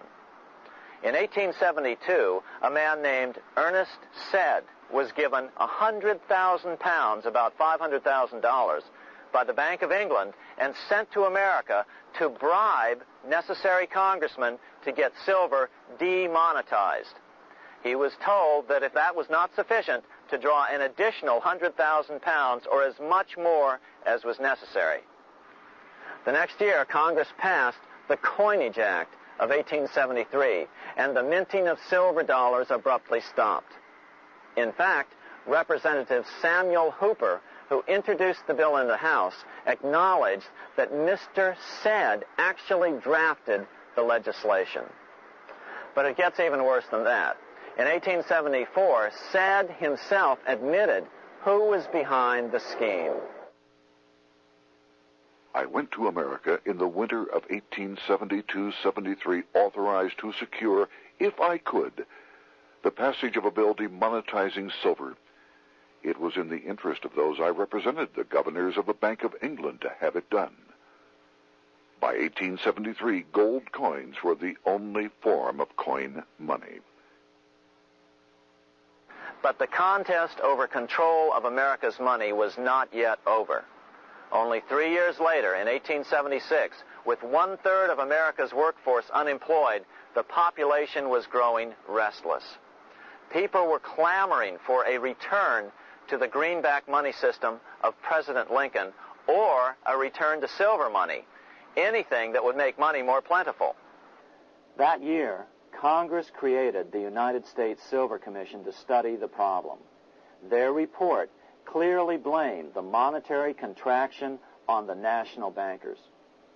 The report is interesting because it compares the deliberate money contraction by the national bankers after the Civil War to the fall of the Roman Empire. The disaster of the Dark Ages was caused by decreasing money and falling prices. Without money, civilization could not have had a beginning, and with a diminishing supply, it must languish, and unless relieved, finally perish. At the Christian era, the metallic money of the Roman Empire amounted to $1,800,000,000. By the end of the 15th century, it had shrunk to less than $200 million.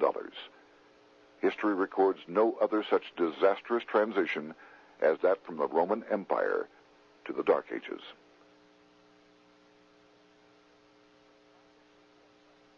Despite this report by the Silver Commission, Congress took no action. The next year, 1877, riots broke out from Pittsburgh to Chicago. The torches of starving vandals lit up the sky. The bankers huddled to decide what to do. They decided to hang on. Now that they were back in control to a certain extent, they were not about to give it up. At the meeting of the American Bankers Association that year, they urged their membership to do everything in their power to put down the notion of a return to greenbacks. The ABA Secretary, James Buell, authored a letter to the members which blatantly called on the banks to subvert not only Congress, but the press. It is advisable to do all in your power to sustain such prominent daily and weekly newspapers, especially the agricultural and religious press, as will oppose the greenback issue of paper money, and that you will also withhold patronage from all applicants who are not willing to oppose the government issue of money. To repeal the act creating banknotes or to restore to circulation the government issue of money will be to provide the people with money and will therefore seriously affect our individual profits as bankers and lenders. See your congressman at once and engage him to support our interest that we may control legislation. As political pressure mounted in Congress for change, the press tried to turn the American people away from the truth. The New York Tribune put it this way on January 10th, 1878. The capital of the country is organized at last, and we will see whether Congress will dare to fly in its face. But it didn't work entirely. On February 28, 1878, Congress passed the Sherman Law, allowing the minting of a limited number of silver dollars, ending the 5-year hiatus. This did not end gold backing of the currency, however, nor did it completely free silver. Previous to 1873, anyone who brought silver to the U.S. Mint could have it struck into silver dollars free of charge. No longer. But at least some money began to flow back into the economy again. With no further threat to their control, the bankers loosened up on loans, and the post-Civil War depression was finally ended. 3 years later, the American people elected Republican James Garfield president. Garfield understood how the economy was being manipulated. As a congressman, he had been chairman of the Appropriations Committee and was a member of Banking and Currency.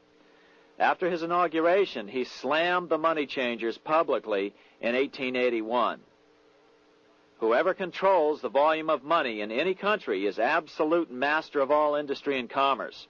And when you realize that the entire system is very easily controlled, one way or another, by a few powerful men at the top, you will not have to be told how periods of inflation and depression originate. Unfortunately, within a few weeks of making this statement, on July 2nd of 1881, was assassinated.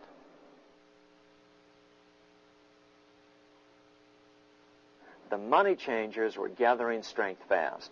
They began a periodic fleecing of the flock, as they called it, by creating economic booms followed by further depressions so they could buy up thousands of homes and farms for pennies on the dollar.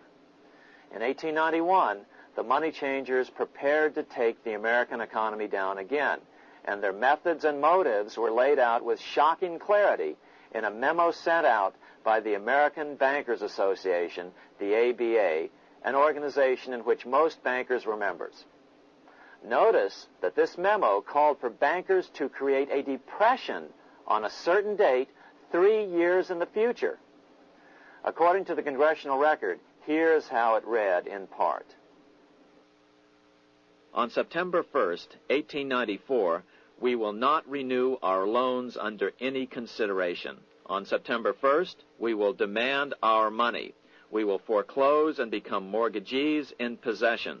We can take 2/3 of the farms west of the Mississippi and thousands of them east of the Mississippi as well at our price. Then the farmers will become tenants, as in England.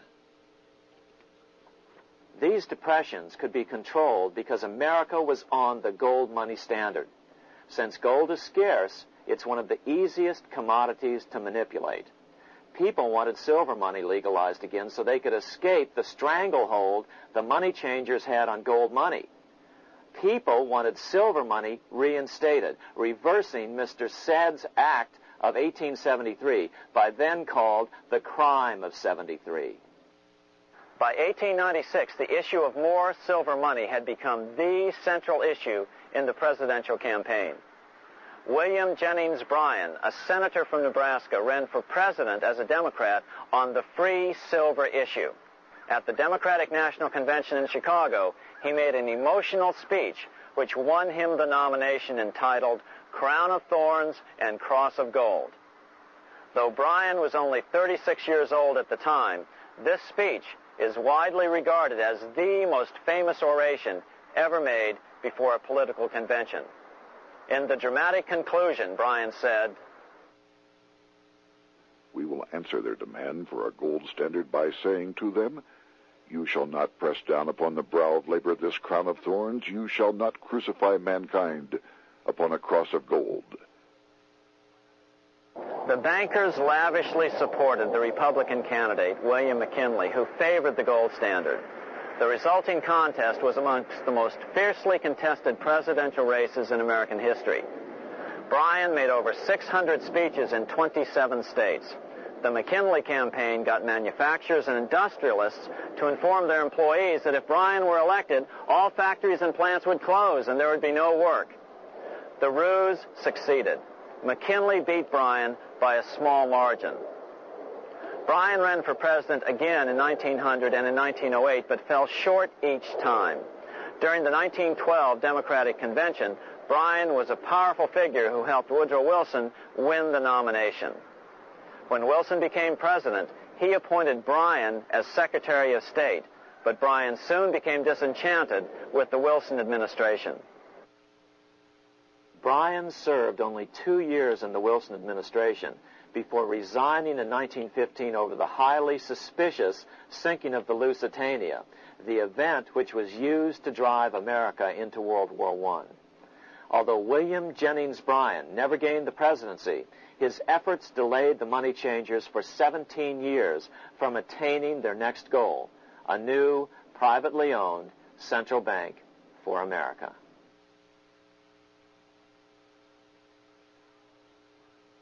Now it was time for the money changers to get back to the business of a new private central bank for America.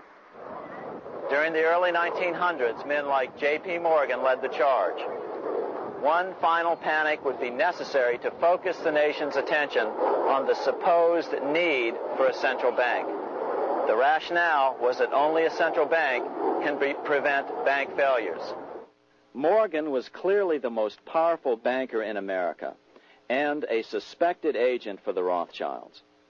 Morgan had helped finance John D. Rockefeller's Standard Oil empire. He had also helped finance the monopolies of Edward Harriman in railroads, of Andrew Carnegie in steel, and of others in numerous industries.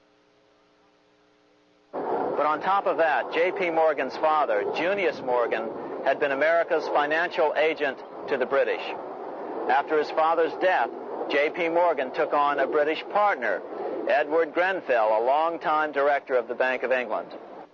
In fact, upon Morgan's death, his estate contained only a few $1 million. The bulk of the securities most people thought he owned were, in fact, owned by others. In 1902, President Theodore Roosevelt allegedly went after Morgan and his friends by using the Sherman Antitrust Act to try to break up their industrial monopolies. Actually, Roosevelt did very little to interfere in the growing monopolization of American industry by the bankers and their surrogates. For example, Roosevelt supposedly broke up the Standard Oil monopoly, but it wasn't really broken at all. It was merely divided into 7 corporations, all still controlled by the Rockefellers. The public was aware of this thanks to political cartoonists like Thomas Nast, who referred to the bankers as the Money Trust. By 1907, the year after Teddy Roosevelt's re-election, Morgan decided it was time to try for a central bank again. Using their combined financial muscle, Morgan and his friends were secretly able to crash the stock market. Thousands of small banks were vastly overextended. Some had reserves of less than 1%, thanks to the fractional reserve principle. Within days, bank runs were commonplace across the nation. Now Morgan stepped into the public arena and offered to prop up the faltering American economy by supporting failing banks with money he manufactured out of nothing. It was an outrageous proposal, far worse than even fractional reserve banking, but Congress let him do it. Morgan manufactured $200 million worth of this completely reserveless private money and bought things with it, paid for services with it, and sent some of it to his branch banks to lend out at interest. His plan worked. Soon, the public regained confidence in money in general and quit hoarding their currency. But as a result, banking power was further consolidated into the hands of a few large banks. By 1908, the panic was over, and Morgan was hailed as a hero by the president of Princeton University, a man by the name of Woodrow Wilson. All this trouble could be averted if we appointed a committee of 6 or 7 public-spirited men like J.P. Morgan to handle the affairs of our country. Economics textbooks would later explain that the creation of the Federal Reserve System was the direct result of the Panic of 1907. Quote, With its alarming epidemic of bank failures, the country was fed up once and for all with the anarchy of unstable private banking, close quote. But Minnesota Congressman Charles A. Lindbergh Sr., the father of the famous aviator Lucky Lindy, later explained that the panic of 1907 was really just a scam. Those not favorable to the money trust could be squeezed out of business, and the people frightened into demanding changes in the banking and currency laws which the money trust would frame. So, since the passage of the National Bank Act of 1863, the money changers had been able to create a series of booms and busts. The purpose was not only to fleece the American public of their property, but to later claim that the banking system was basically so unstable that it had to be consolidated into a central bank once again.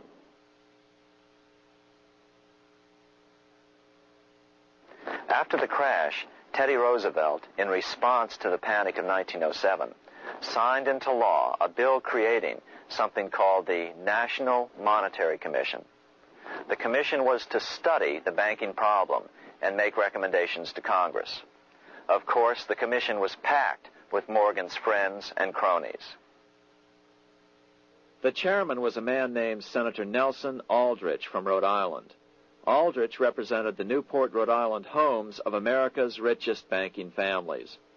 His daughter married John D. Rockefeller, Jr., and together they had 5 sons: John, Nelson, who would become vice president in 1974, Lawrence, Winthrop, and David, the head of the Council on Foreign Relations and former chairman of Chase Manhattan Bank. As soon as the National Monetary Commission was set up, Senator Aldrich immediately embarked on a 2-year tour of Europe, where he consulted at length with the private central bankers in England, France, and Germany. The total cost of his trip alone to the taxpayers was $300,000, an astronomical sum in those days.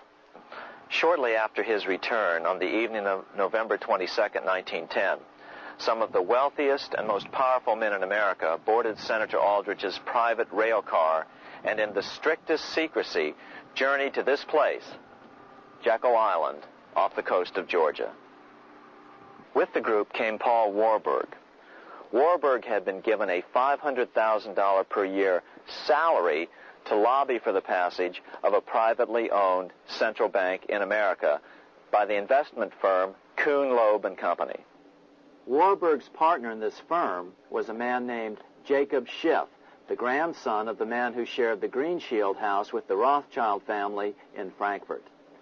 Schiff, as we'll find out later, was in the process of spending $20 million to finance the overthrow of the Tsar in Russia. These 3 European banking families, the Rothschilds, the Warburgs, and the Schiffs, were interconnected by marriage down through the years, just as their American banking counterparts, the Morgans, Rockefellers, and Aldriches were. Secrecy was so tight that all 7 primary participants were cautioned to use only first names to prevent servants from learning their identities. Years later, one participant, Frank Vanderlip, president of National City Bank of New York and a representative of the Rockefeller family, confirmed the Jekyll Island trip in a February 9, 1935 edition of the Saturday Evening Post. I was as secretive, indeed as furtive as any conspirator. Discovery, we knew, simply must not happen, or else all our time and effort would be wasted. If it were to be exposed that our particular group had got together and written a banking bill, that bill would have no chance whatever of passage by Congress. The participants came here to figure out how to solve their major problem, how to bring back a privately owned central bank. But there were other problems that needed to be addressed as well. First of all, the market share of the big national banks was shrinking fast. In the first 10 years of the century, the number of U.S. banks had more than doubled to over 20,000. By 1913, only 29% of all banks were national banks, and they held only 57% of all deposits. as Senator Aldrich later admitted in a magazine article.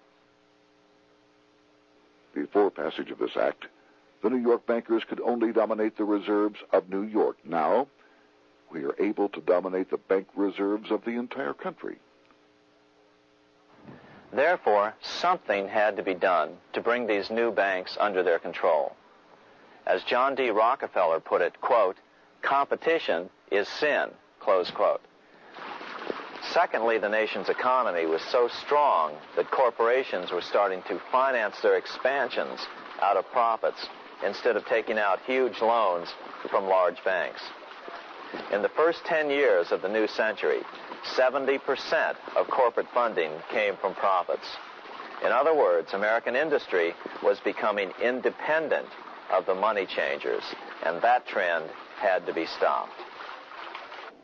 All the participants knew that these problems could be hammered out into a workable solution, but perhaps their biggest problem was a public relations problem, the name of the new bank. That discussion took place right here in this room, one of the many conference rooms in this sprawling hotel, today known as the Jekyll Island Club Hotel. Aldrich believed that the word bank should not even appear in the name. Warburg wanted to call the legislation the National Reserve Bill or the Federal Reserve Bill. The idea here was to give the impression that the purpose of the new central bank was to stop bank runs, but also to conceal its monopoly character. However, it was Aldrich, the egotistical politician, who insisted it be called the Aldrich Bill. After 9 days at Jekyll Island, the group dispersed. The new central bank would be very similar to the old Bank of the United States. It would be given a monopoly over U.S. currency and create that money out of nothing. How does the Fed create money out of nothing? It's a four-step process. But first, a word on bonds. Bonds are simply promises to pay, or government IOUs. People buy bonds to get a secure rate of interest. At the end of the term of the bond, the government repays the bond plus interest, and the bond is destroyed.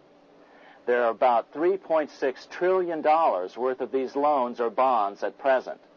Now, here's the Fed money-making process. Step 1. The Federal Open Market Committee approves the purchase of U.S. bonds on the open market. Step 2.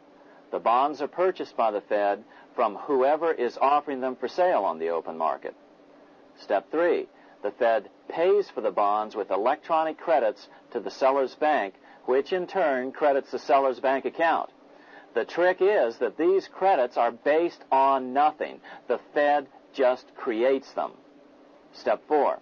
The banks use these deposits as reserves. They can loan out over 10 times the amount of their reserves to new borrowers, all at interest.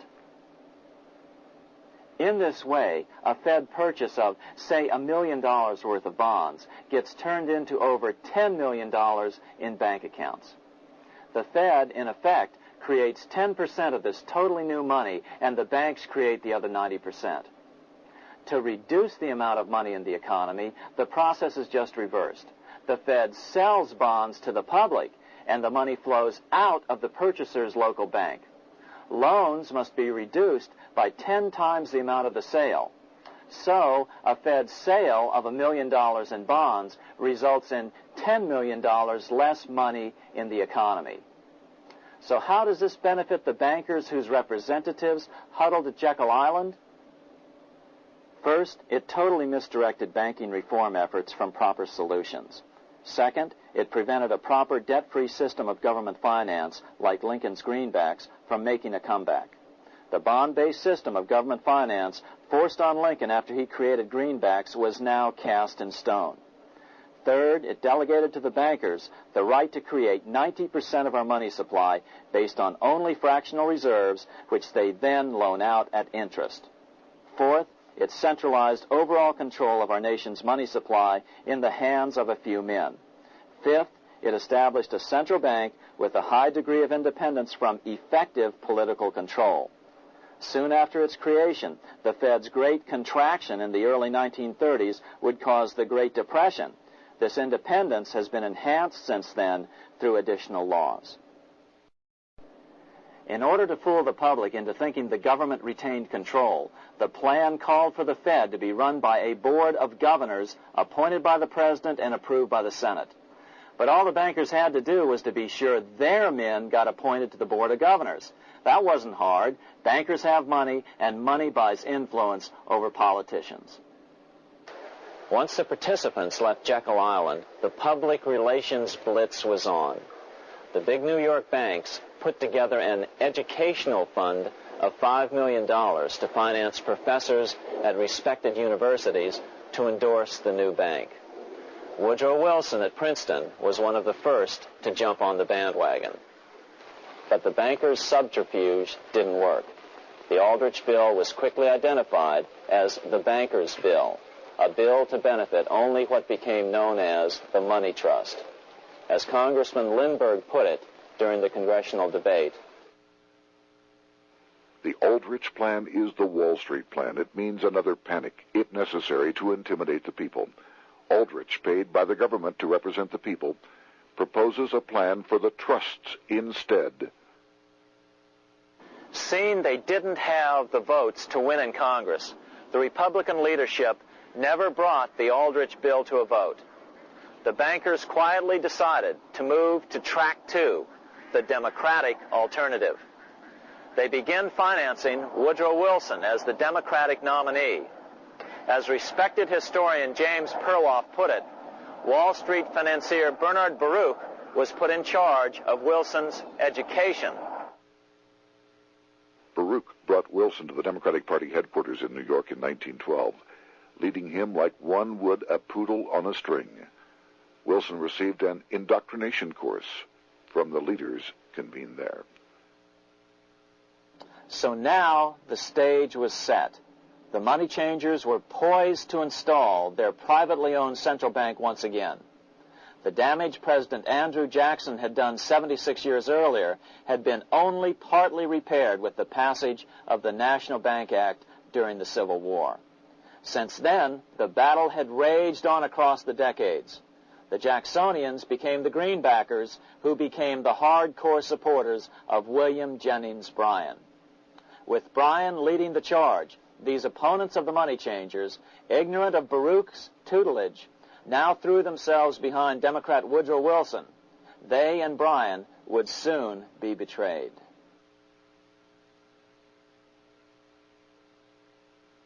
During the presidential campaign, the Democrats were careful to pretend to oppose the Aldrich Bill. As Representative Lewis McFadden, himself a Democrat, as well as chairman of the House Banking and Currency Committee, explained it 20 years after the fact. The Aldrich Bill was condemned in the platform. When Woodrow Wilson was nominated, the men who ruled the Democratic Party promised the people that if they were returned to power, there would be no central bank established here while they held the reins of government. 13 months later, that promise was broken, and the Wilson administration, under the tutelage of those sinister Wall Street figures who stood behind Colonel House, established here in our free country the worm-eaten, monarchical institution of the King's Bank, to control us from the top downward and to shackle us from the cradle to the grave. Once Wilson was elected, Morgan, Warburg, Baruch, and company advanced a new plan, which Warburg named the Federal Reserve System.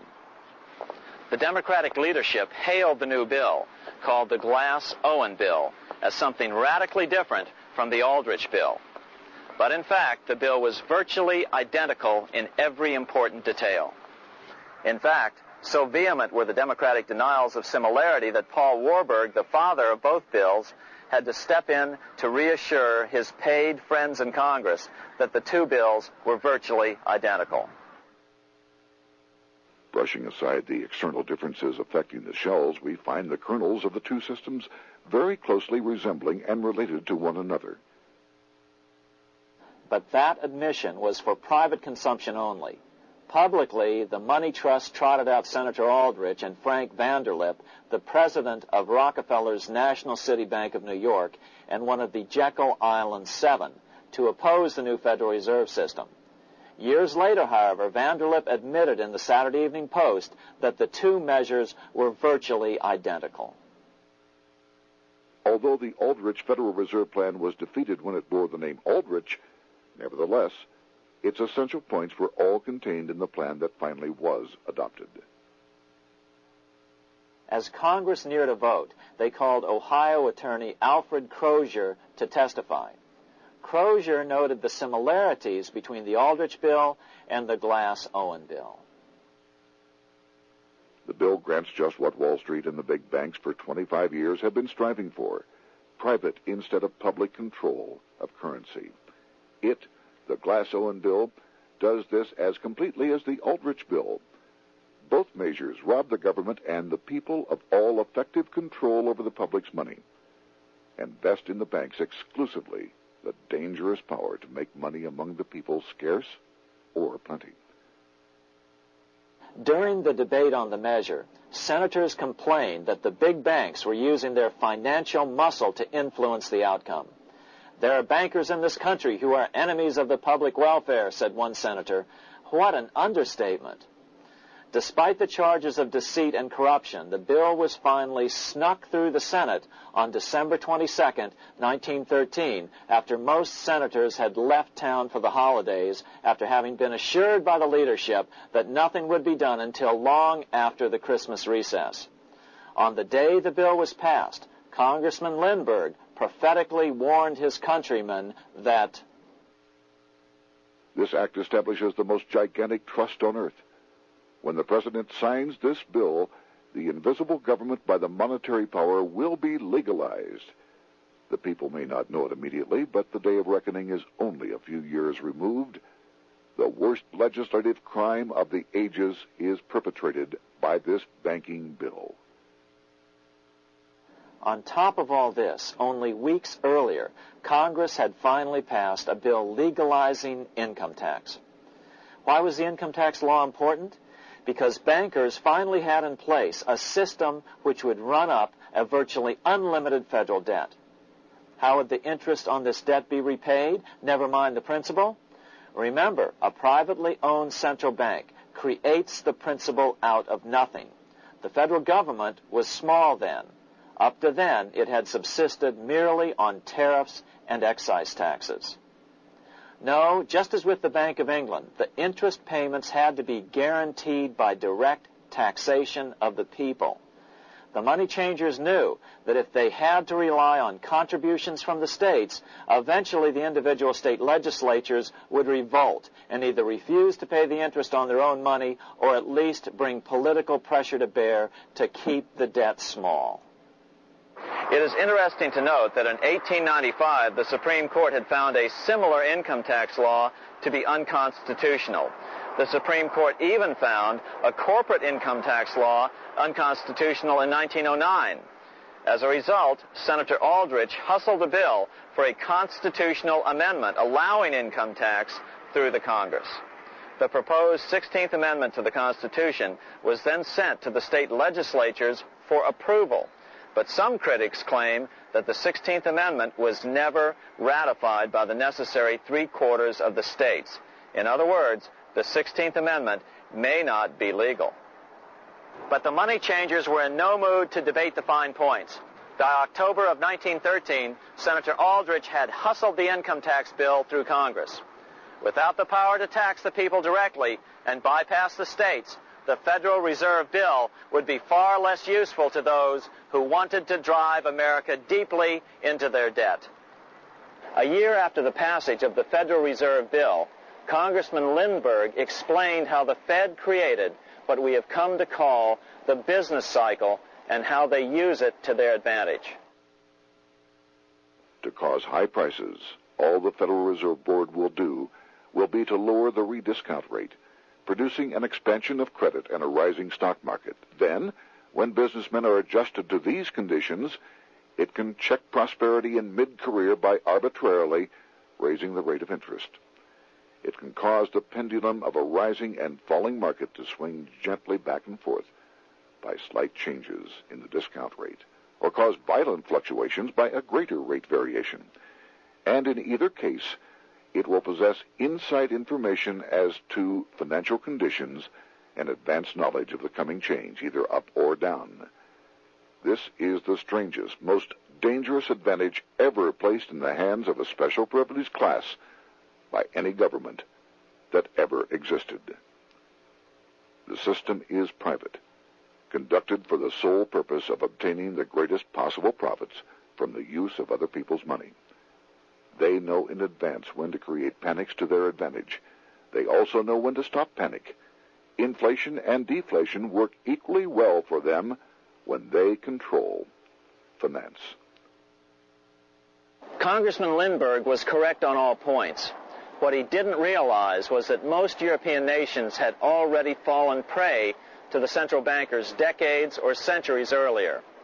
But he also mentions the interesting fact that only 1 year later, the Fed had cornered the market in gold. This is how he put it, quote, "Already, the Federal Reserve banks have cornered the gold and gold certificates," close quote.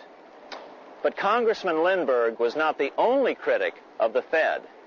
Congressman Louis McFadden, the chairman of the House Banking and Currency Committee from 1920 to 1931, remarked that the Federal Reserve Act brought about a superstate controlled by international bankers and international industrialists acting together to enslave the world for their own pleasure. Notice how McFadden saw the international character of the stockholders of the Federal Reserve. Another chairman of the House Banking and Currency Committee in the 1960s, Wright Patman from Texas, put it this way. In the United States today, we have in effect two governments. We have the duly constituted government, then we have an independent, uncontrolled, and uncoordinated government in the Federal Reserve System, operating the money powers which are reserved to Congress by the Constitution. Even the inventor of the electric light, Thomas Edison, joined the fray in criticizing the system of the Federal Reserve. If our nation can issue a dollar bond, it can issue a dollar bill. The element that makes the bond good makes the bill good also. The difference between the bond and the bill is the bond lets money brokers collect twice the amount of the bond and an additional 20%, whereas the currency pays nobody but those who contribute directly in some useful way. It is absurd to say that our country can issue $30 million in bonds and not $30 million in currency. Both are promises to pay, but one promise fattens the usurers and the other helps the people. 3 years after the passage of the Federal Reserve Act, even President Wilson began to have second thoughts about what had been unleashed during his first term in office.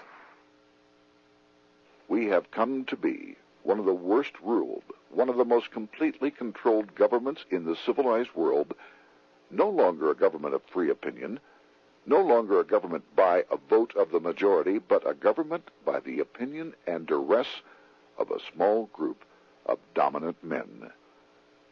Some of the biggest men in the United States in the field of commerce and manufacture are afraid of something.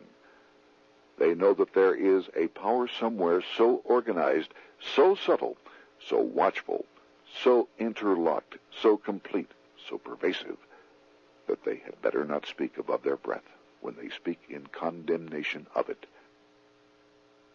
Before his death in 1924, President Wilson realized the full extent of the damage he had done to America when he confessed, "I have unwittingly ruined my government." So finally, the money changers, those who profit by manipulating the amount of money in circulation, had their privately owned central bank installed again in America. The major newspapers, which they also owned, hailed passage of the Federal Reserve Act of 1913, telling the public that now depressions could be scientifically prevented. The fact of the matter was that now depressions could be scientifically created.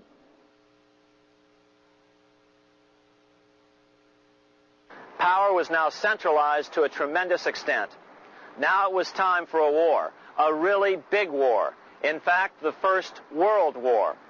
Of course, to the central bankers, the political issues of war don't matter nearly as much as the profit potential, and nothing creates debts like warfare. England was the best example at that time. During the 119-year period between the founding of the Bank of England and Napoleon's defeat at Waterloo, England had been at war for 56 years, and much of the remaining time she'd been preparing for war. In World War I, the German Rothschilds loaned money to the Germans, the British Rothschilds loaned money to the British, and the French Rothschilds loaned money to the French. In America, J.P. Morgan was the sales agent for war materials to both the British and the French. In fact, 6 months into the war, Morgan became the largest consumer on earth, spending $10 million a day.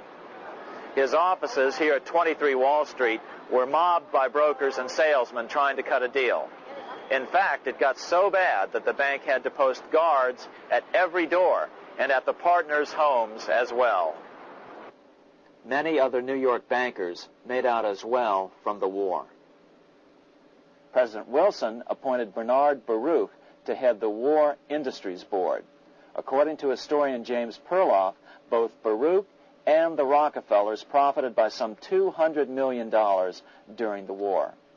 But profits were not the only motive. There was also revenge. The money changers never forgave the czars for their support of Lincoln during the Civil War. Also, Russia was the last major European nation to refuse to give in to the privately owned central bank scheme. 3 years after World War I broke out, the Russian Revolution toppled the Tsar and installed the scourge of communism. Jacob Schiff of Kuhn Loeb and Company bragged from his deathbed that he had spent $20 million towards the defeat of the Tsar. Money was funneled from England to support the revolution as well. Why would some of the richest men in the world financially back communism, the system that was openly vowing to destroy the so-called capitalism that made them wealthy? Researcher Gary Allen explained it this way. If one understands that socialism is not a share the wealth program, but is, in reality, a method to consolidate and control the wealth, then the seeming paradox of super-rich men promoting socialism becomes no paradox at all. Instead, it becomes logical, even the perfect tool of power-seeking megalomaniacs. Communism, or more accurately, socialism, is not a movement of the downtrodden masses, but of the economic elite.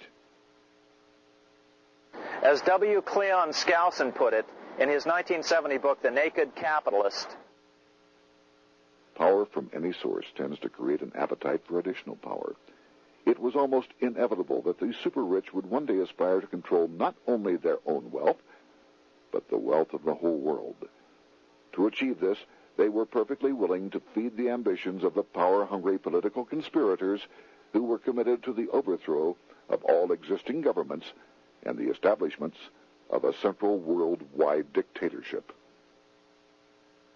But what if these revolutionaries get out of control and try to seize power from the super-rich? After all, it was Mao Zedong who in 1938 stated his position concerning power. Political power grows out of the barrel of a gun. The Wall Street, London axis elected to take the risk. The master planners attempted to control revolutionary communist groups by feeding them vast quantities of money when they obeyed and contracting their money supply or even financing their opposition if they got out of control. Lenin began to understand that although he was the absolute dictator of the new Soviet Union, he was not pulling the financial strings. Someone else was silently in control. The state does not function as we desired. The car does not obey. A man is at the wheel and seems to lead it, but the car does not drive in the desired direction. It moves as another force wishes.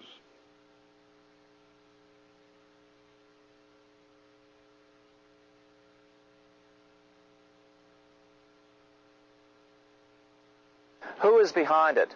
Representative Louis T. McFadden, the chairman of the House Banking and Currency Committee throughout the 1920s and into the Great Depression years of the 1930s, explained it this way. The course of Russian history has indeed been greatly affected by the operations of international bankers.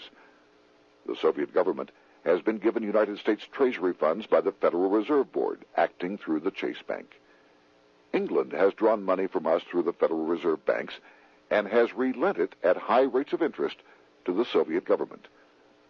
The Dnipro Dam was built with funds unlawfully taken from the United States Treasury by the corrupt and dishonest Federal Reserve Board and the Federal Reserve banks.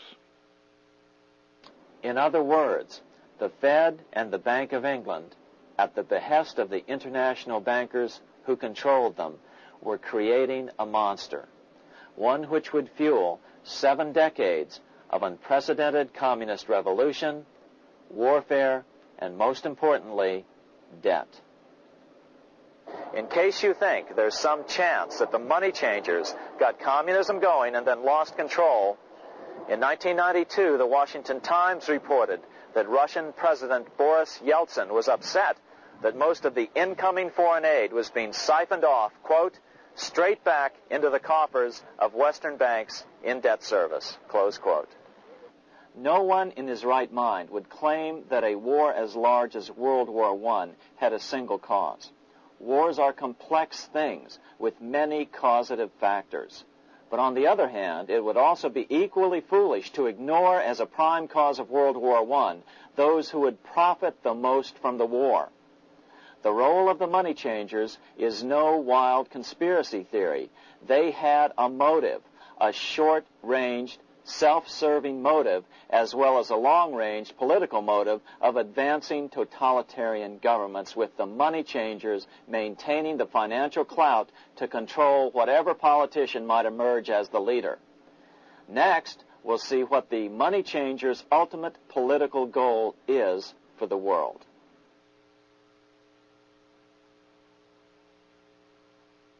Shortly after World War I, the overall political agenda of the money changers began to be clear. Now that they controlled national economies individually, the next step was the ultimate form of consolidation, world government. The new world government proposal was given top priority at the Paris Peace Conference after World War I. It was called the League of Nations. But much to the surprise of Paul Warburg and Bernard Baruch, who attended the peace conference with President Wilson, the world was not yet ready to dissolve national boundaries. Nationalism still beats strong in the human breast. For example, Lord Curzon, the British Foreign Secretary, called the League of Nations a good joke, even though it was the stated policy of the British government to support it. To the humiliation of President Wilson, the U.S. Congress wouldn't ratify the League either. Despite the fact that it had been ratified by many other nations, without money flowing from the U.S. Treasury, the League died. After World War I, the American public had grown tired of the internationalist policies of Democrat Woodrow Wilson. In the presidential election of 1920, Republican Warren Harding won a landslide victory with over 60% of the vote. Harding was an ardent foe of both Bolshevism and the League of Nations. His election, which opened a 12-year run of Republican presidents in the White House, led to an unprecedented era of prosperity known as the Roaring Twenties.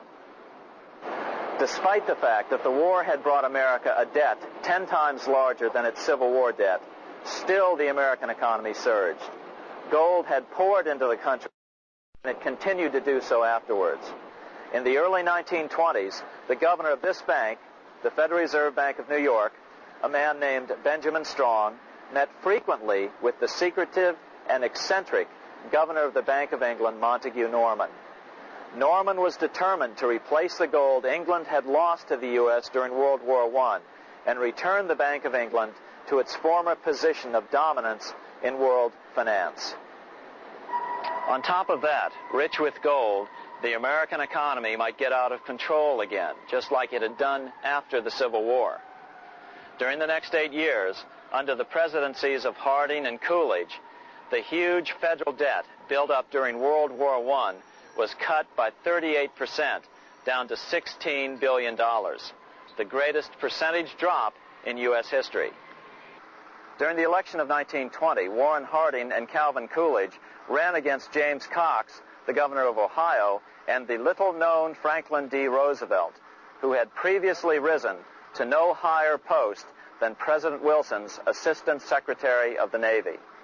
After his inauguration, Harding moved quickly to formally kill the League of Nations. Then he quickly moved to reduce domestic taxes while raising tariffs to record heights. Now, this was a revenue policy of which most of the Founding Fathers would certainly have approved.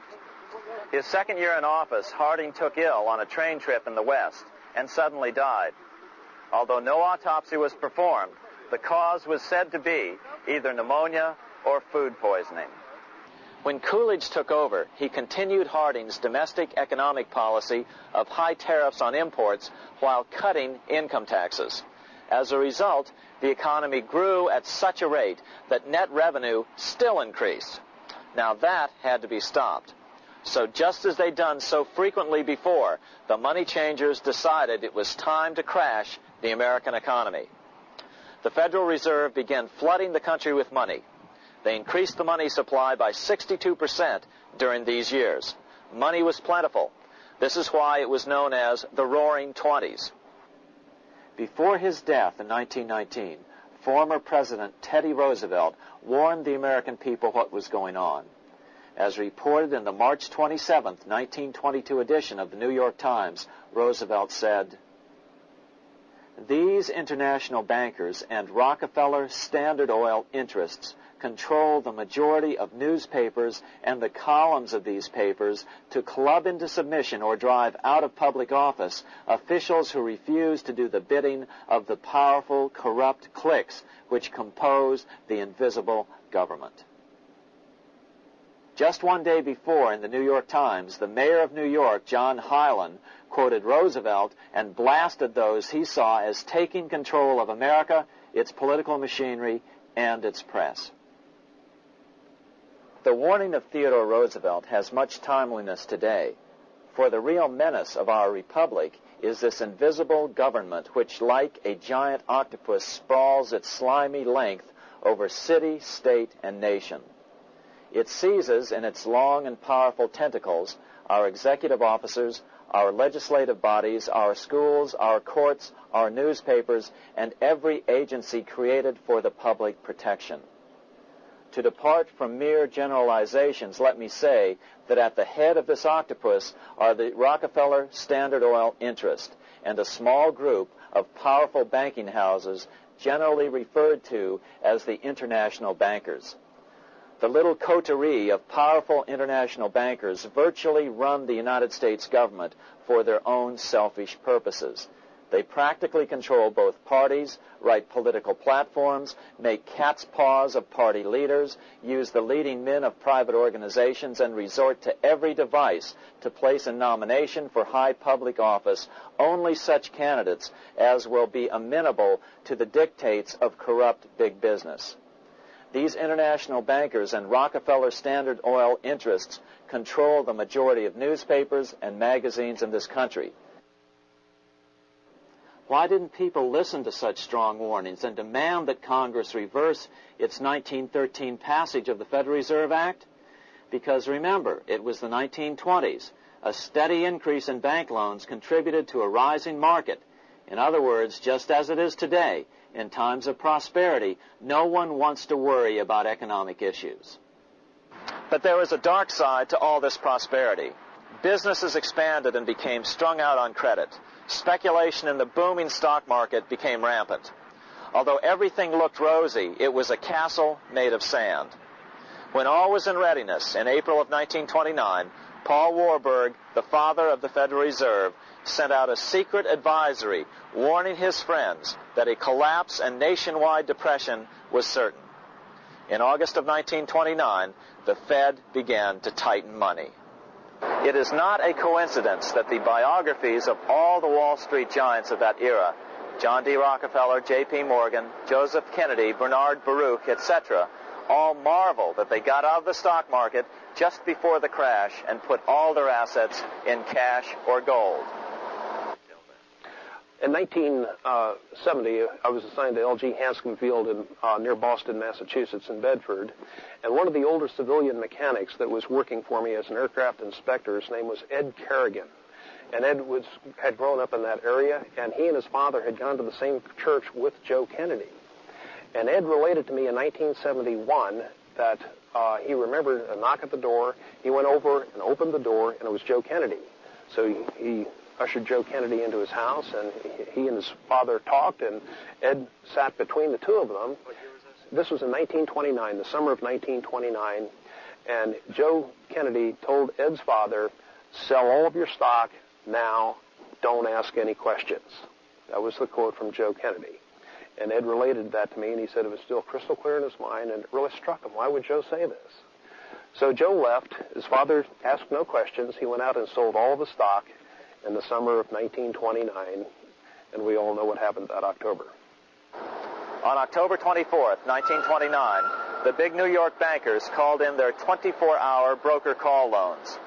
This meant that both stockbrokers and customers had to dump their stocks on the market to cover their loans, no matter what price they had to sell them for. As a result, the market tumbled, and that day was known as Black Thursday. According to John Kenneth Galbraith, writing in The Great Crash, 1929, at the height of the selling frenzy, Bernard Baruch brought Winston Churchill into the visitors' gallery of the New York Stock Exchange here to witness the panic and impress him with his power over the wild events down on the floor.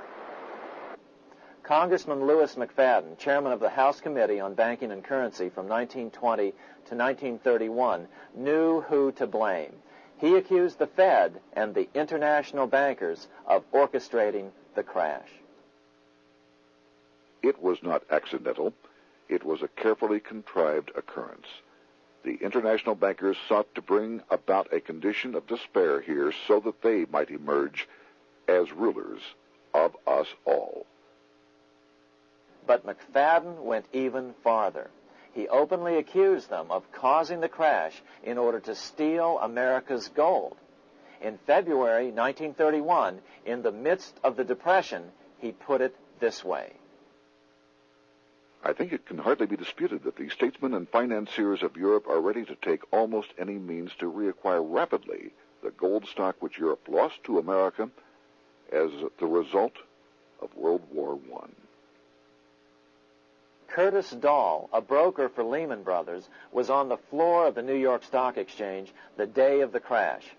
In his 1970 book, FDR, My Exploited Father-in-Law, he explained that the crash was triggered by the planned sudden shortage of call money in the New York money market. Actually, it was the calculated shearing of the public by the world money powers triggered by the planned sudden shortage of call money in the New York money market. Within a few weeks, $3 billion of wealth simply seemed to vanish. Within a year, $40 billion had been lost. But did it really disappear? Or was it simply consolidated in fewer hands?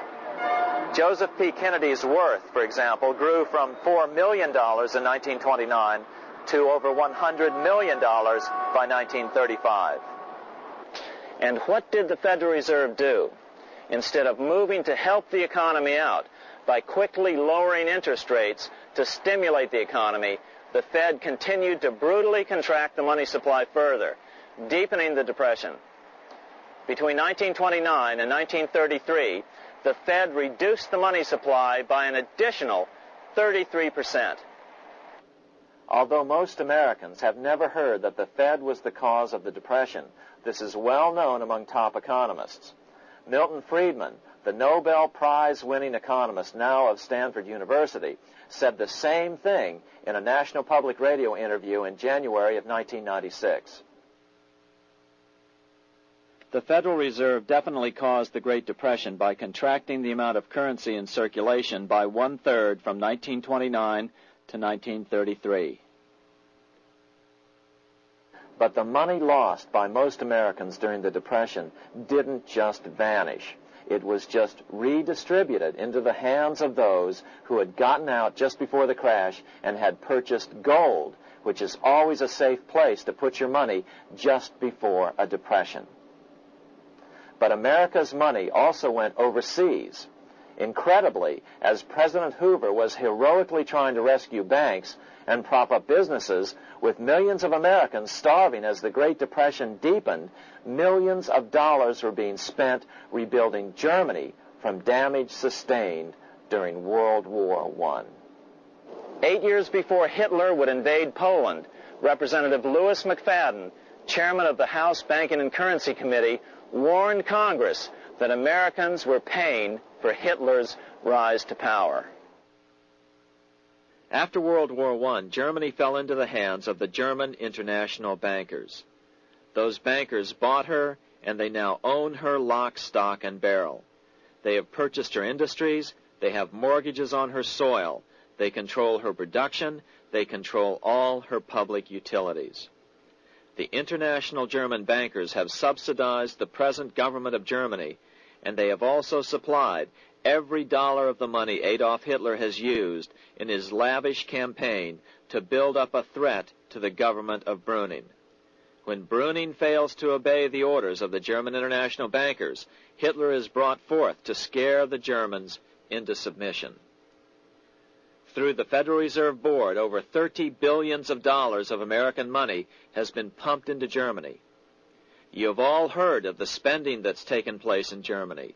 Modernistic dwellings, her great planetariums, her gymnasiums, her swimming pools, her fine public highways, her perfect factories. All this was done on our money. All this was given to Germany through the Federal Reserve Board. The Federal Reserve Board has pumped so many billions of dollars into Germany that they dare not name the total. In his last year in office, Hoover desperately put forward a plan to bail out the failing banks. But he needed support from the Democratic Congress, and that was not to be had. That same year, Franklin D. Roosevelt was swept into office during the 1932 presidential election. Once Roosevelt was in office, however, sweeping emergency banking measures were immediately announced, which did nothing but increase the Fed's power over the money supply. Then, and only then, did the Fed finally begin to loosen the purse strings and feed new money out to the starving American people.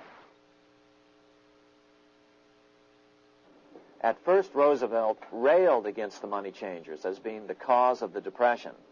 Believe it or not, this is what he said on March 4th, 1933, in his inaugural address. Practices of the unscrupulous money changers stand indicted in the court of public opinion, rejected by the hearts and minds of men. The money changers have fled from their high seats in the temple of our civilization. But 2 days later, Roosevelt declared a bank holiday and closed all banks. Later that year, Roosevelt outlawed private ownership of all gold bullion and all gold coins with the exception of rare coins. Most of the gold in the hands of the average American was in the form of gold coins. The new decree was, in effect, a confiscation. Those who didn't comply risk as much as 10 years in prison and a $10,000 fine, the equivalent of $100,000 today. Out in small-town America, some people didn't trust Roosevelt's order.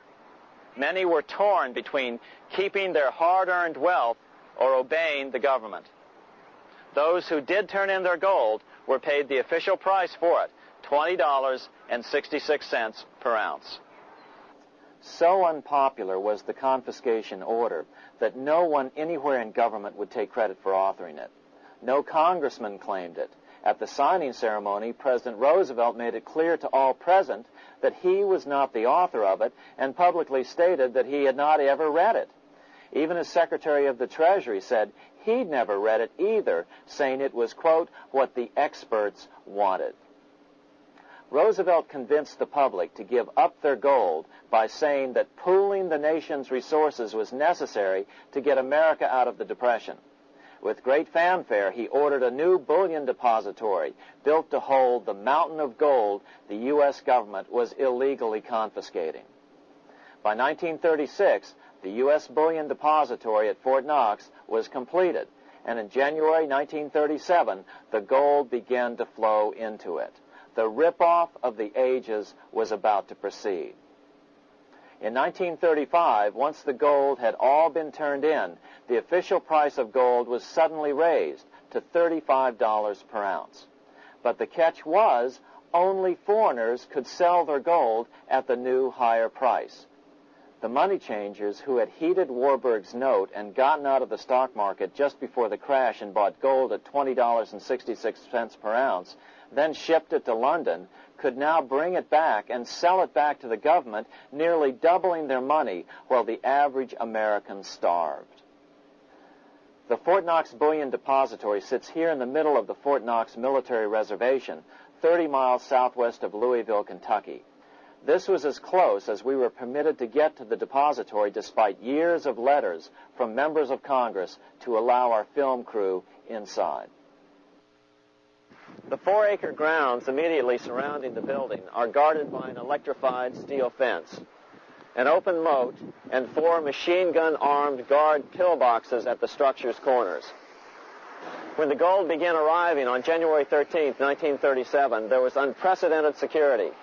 Thousands of official guests watched the arrival of a 9-car train from Philadelphia, guarded by armed soldiers, postal inspectors, Secret Servicemen, and guards from the U.S. Mint. It was all great theater. America's gold supply from across the land had been pooled, supposedly for the public benefit, and then safely tucked into Fort Knox. But all that security would soon be breached by the government itself.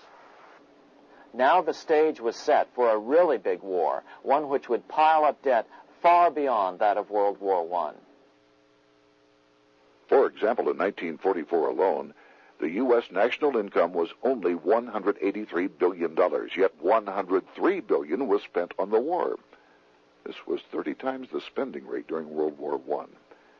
In fact, the American taxpayer picked up 55% of the total Allied cost of the war. But equally important, virtually every nation involved in World War II greatly multiplied their debt. In the U.S., for example, federal debt went from $43 billion in 1940 up to $257 billion in 1950, an increase of 598%. Between 1940 and 1950, Japanese debt swelled 1,348%. French debt grew 583%, and Canadian debt soared 417%. After the war, the world was now divided into 2 economic camps: communist command economies on the one hand versus monopoly capitalists on the other, set to fight it out in one perpetual and highly profitable arms race. It was finally time for the central bankers to embark in earnest on their 3-step plan to centralize the economic systems of the entire world and finally bring about their global government or New World Order. The phases of this plan were: Step 1, central bank domination of national economies worldwide. Step 2, centralize regional economies through organizations such as the European Monetary Union and regional trade unions such as NAFTA. Step 3, centralize the world economy through a world central bank, a world money, and ending national independence through abolition of all tariffs by treaties like GATT. Step 1 was completed long ago. Steps 2 and 3 are far advanced, nearing completion. What about gold? Among central banks, the largest holder of gold is now the IMF. It and central banks now control 2/3 of the world's gold supply, giving them the ability to manipulate the gold market. Remember the money changer's golden rule: he who has the gold makes the rules. But before we get into solutions to our problem, let's take a look at what happened to all that gold in Fort Knox. Because if we don't understand that the gold has been stolen, then when the crash comes, we'll allow ourselves to be stampeded into the wrong solution: a gold-backed currency. Most Americans still believe that the gold is still here at Fort Knox. At the end of World War II, Fort Knox contained over 700 million ounces of gold, an incredible 70% of all the gold in the world. How much remains? No one knows, despite the fact that federal law requires an annual physical audit of Fort Knox gold. The Treasury has consistently refused to conduct one. The truth is that a reliable audit of whatever remains here has not been conducted since President Eisenhower ordered one in 1953. Where did America's gold in Fort Knox go? Over the years, it was sold off to European money changers at the $35 per ounce price. Remember, this was during a time when it was illegal for Americans to buy any of their own gold from Fort Knox. In fact, there was a very infamous case where the Firestone family set up a string of dummy corporations to purchase Fort Knox gold and keep it in Switzerland, never hitting U.S. shores. They were eventually caught, however, and successfully prosecuted.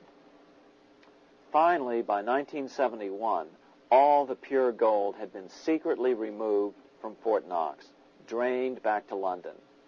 Once the gold was gone from Fort Knox, President Nixon closed the gold window by repealing Roosevelt's Gold Reserve Act of 1934, finally making it legal once again for Americans to buy gold. Naturally, gold prices immediately began to soar.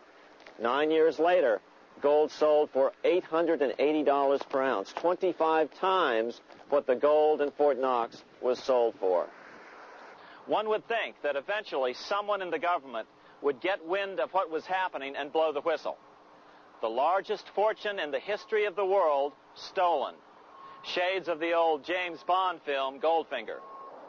Well, as a matter of fact, Ian Fleming, the author of the James Bond series, was head of the British counterintelligence service, MI5. Some believe in the intelligence community that he wrote much of his fiction as a warning, as many authors of fiction do. If the removal of all the good delivery gold from Fort Knox can be viewed as a deliberate raid on the U.S. Treasury, then such an operation might well have been years in the making, namely 40 years. Certainly enough time for Fleming to get wind of it and try to prevent it. So just how did the story of the Fort Knox gold robbery get out? It all started with an article in a New York periodical in 1974.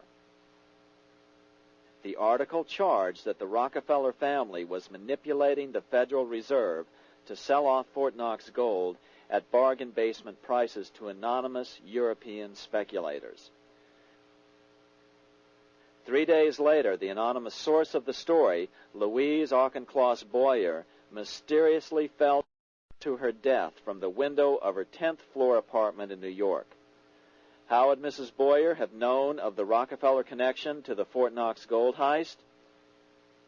She was the longtime secretary of Nelson Rockefeller. For the next 14 years, this man, Ed Durrell, a wealthy Ohio industrialist, devoted himself to a quest for the truth concerning the Fort Knox gold. He wrote thousands of letters to over 1,000 government and banking officials, trying to find out how much gold was really left and where the rest of it had gone. Edith Roosevelt, the granddaughter of President Teddy Roosevelt, questioned the actions of the government in a March 1975 edition of the New Hampshire Sunday News. Allegations of missing gold from our Fort Knox vaults are being widely discussed in European financial circles. But what is puzzling is that the administration is not hastening to demonstrate conclusively that there is no cause for concern over our gold treasure, if indeed it is in a position to do so. Unfortunately, Ed Durrell never did accomplish his primary goal, a full audit of the gold reserves in Fort Knox. It's incredible that the world's greatest treasure has had little accounting or auditing. This gold belonged to the American people, not the Federal Reserve and their foreign owners. One thing is certain, the government could blow all of this speculation away in a few days with a well-publicized audit under the searing lights of media cameras. It has chosen not to do so. One must conclude that they are afraid of the truth such an audit would reveal. What is the government so afraid of? Here's the answer. When President Ronald Reagan took office in 1981, his conservative friends urged him to study the feasibility of returning to a gold standard as the only way to curb government spending. It sounded like a reasonable alternative, so President Reagan appointed a group of men called the Gold Commission to study the situation and report back to Congress. What Reagan's Gold Commission reported back to Congress in 1982 was the following shocking revelation concerning gold. The U.S. Treasury owned no gold at all. all the gold that was left in Fort Knox was now owned by the Federal Reserve, a group of private bankers, as collateral against the national debt. The truth of the matter is that never before has so much money been stolen from the hands of the general public and put into the hands of a small group of private investors, the money changers.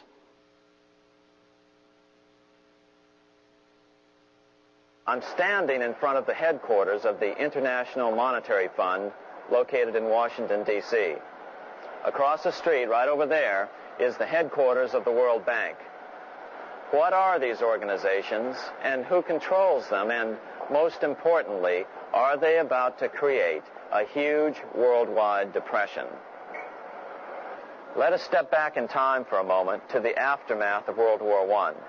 People were tired of war, so under the guise of peacemaking, the international bankers devised a plan to consolidate power even further. Claiming only an international government would stem the tide of world wars, the money changers pushed forward a proposal for world government which stood on three legs. A world central bank to be called the Bank of International Settlements, a world judiciary to be called the World Court located in The Hague, the Netherlands, and a world executive and legislature to be called the League of Nations. As President Clinton's mentor, Georgetown historian Carroll Quigley wrote in his 1966 book, Tragedy and Hope, the powers of financial capitalism had a far-reaching plan, nothing less than to create a world system of financial control in private hands, able to dominate the political system of each country and the economy of the world as a whole. This system was to be controlled in a feudalistic fashion by the central banks of the world, acting in concert by secret agreements arrived at in frequent meetings and conferences. The apex of the system was to be the Bank for International Settlements in Basel, Switzerland, a private bank owned and controlled by the world central banks, which were themselves private corporations. Each central bank sought to dominate its government by its ability to control treasury loans, to manipulate foreign exchanges, to influence the level of economic activity in the country, and to influence cooperative politicians by subsequent economic rewards in the business world. Despite intense pressure from the international bankers and the press, a handful of U.S. senators, led by Senator Henry Cabot Lodge, kept the U.S. out of these schemes. Without U.S. participation, the League was doomed. Incredibly, even though the U.S. rejected the World Central Bank, the BIS, the New York Federal Reserve ignored its government and arrogantly sent representatives to Switzerland to participate in the central bankers' meeting right up until 1994, when the U.S. was finally officially dragged into it. Their world government schemes thwarted, the bankers resorted to the old formula, another war to wear down the resistance to world government while reaping handsome profits. To this end, Wall Street helped resurrect Germany through the Thyssen banks, which were affiliated with the Harriman interest in New York, just as the Chase Bank had assisted in the financing of the Bolshevik Revolution in Russia during World War I. Chase Bank was controlled by the Rockefeller family. Subsequently, it was merged with Warburg's Manhattan Bank to form the Chase Manhattan Bank. Now this has merged with Chemical Bank of New York, making it the largest Wall Street bank. Their strategy worked. Even before World War II was over, world government was back on track. In 1944, at Bretton Woods, New Hampshire, the International Monetary Fund and the World Bank were approved with full U.S. participation. The Second League of Nations, renamed the United Nations, was approved in 1945. Soon, a new international court system was functioning as well. All effective opposition to these international bodies before the war had evaporated in the heat of war, just as planned. These new organizations, simply repeated on a world scale, what the National Banking Act of 1864 and the Federal Reserve Act of 1913 had established in the U.S. They created a banking cartel composed of the world's central banks, which gradually assumed the power to dictate credit policies to the banks of all the nations. For example, just as the Federal Reserve Act authorized the creation of a new national fiat currency called Federal Reserve Notes, the IMF has been given the authority to issue a world fiat money called Special Drawing Rights, or SDRs. To date, the IMF has created in excess of $30 billion worth of SDRs. Member nations are being pressured to make their currencies fully exchangeable for SDRs. In 1968, Congress approved laws authorizing the Fed to accept SDRs as reserves in the U.S. and to issue Federal Reserve notes in exchange for SDRs. What does that mean? It means that in the U.S., SDRs are already a part of our lawful money. And what about gold? SDRs are already partially backed by gold. And with 2/3 of world gold now in the hands of central banks, the money changers can go about structuring the world's economic future in whichever way they deem most profitable. Keep in mind, just as the Fed is controlled by its Board of Governors, the IMF is controlled by its Board of Governors, which are either the heads of the different central banks or the heads of the various national treasury departments dominated by their central banks. Voting power in the IMF gives the U.S. and the U.K., that is to say the Fed and the Bank of England, effective control. Just as the Fed controls the amount of money in the U.S., the BIS, IMF, and World Bank control the money supply for the world. So we see the repetition of the old goldsmith's fraud replicated on the national scale with central banks like the Fed and on the international scale by the three arms of the World Central Bank. Is this organization of the BIS, the IMF, and the World Bank, which we refer to collectively as the World Central Bank, presently expanding and contracting world credit? Yes. Regulations put into effect in 1988 by the BIS required the world's bankers to raise their capital and reserves to 8% of liabilities by 1992. Increased capital requirements put an upper limit to the fractional reserve lending, similar to the way cash reserve requirements do. What has this seemingly insignificant regulation made in a Swiss city 8 years ago meant to the world? It means our banks cannot loan more and more money to buy more and more time before the next depression, as a maximum loan ratio is now set. It means those nations with the lowest bank reserves in their systems have already felt the terrible effects of this credit contraction as their banks scrambled to raise money to increase their reserves to 8%. To raise the money, they had to sell stocks, which depressed their stock markets and began the depression first in their countries. Japan, which in 1988 had among the lowest capital and reserve requirements and thus was the most affected by the regulation, has experienced a financial crash which began almost immediately in 1989, which has wiped out a staggering 50% of the value of its stock market since 1990 and 60% of the value of its commercial real estate. The Bank of Japan has lowered its interest rates to 0.5%, practically giving away money to resurrect the economy, but still the depression worsens. Due to the $20 billion U.S. bailout of Mexico, the financial collapse in that nation is already known here. Yet despite the bailout, the economy continues to be a disaster. One huge debt after another is rolled over as new loans are being made simply to enable Mexico to pay the interest on the old loans. In the south of Mexico, the poor have been in open revolt as every spare peso is being siphoned out of the country to make interest payments. It is important to note that a radical transfer of power is taking place as nations become subservient to a supranational world central bank controlled by a handful of the world's richest bankers.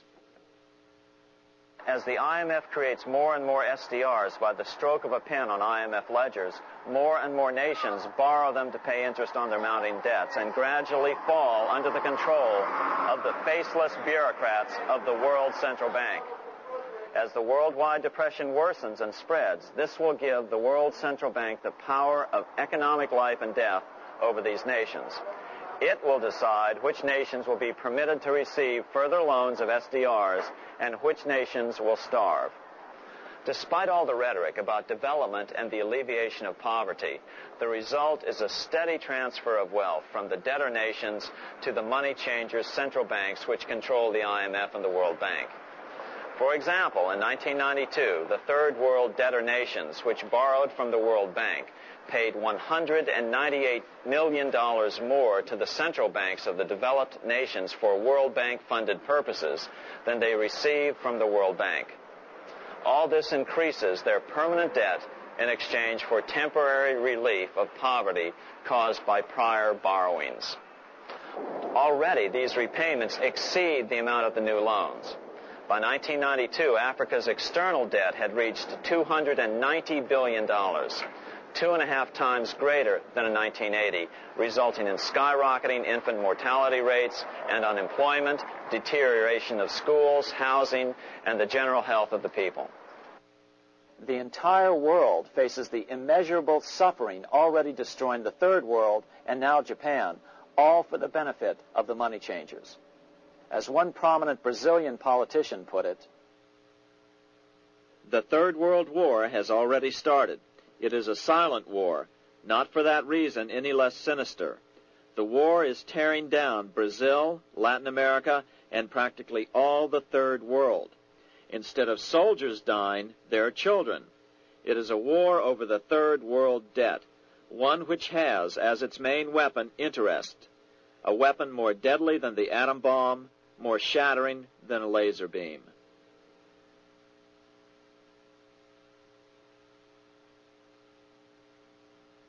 Although it would be absurd to ignore the pivotal role played by influential families such as the Rothschilds, the Warburgs, the Schiffs, the Morgans, and the Rockefellers in any review of the history of central banking and fractional banking, keep in mind, by now, central banks and the large commercial banks are up to 3 centuries old and deeply entrenched in the economic life of many nations.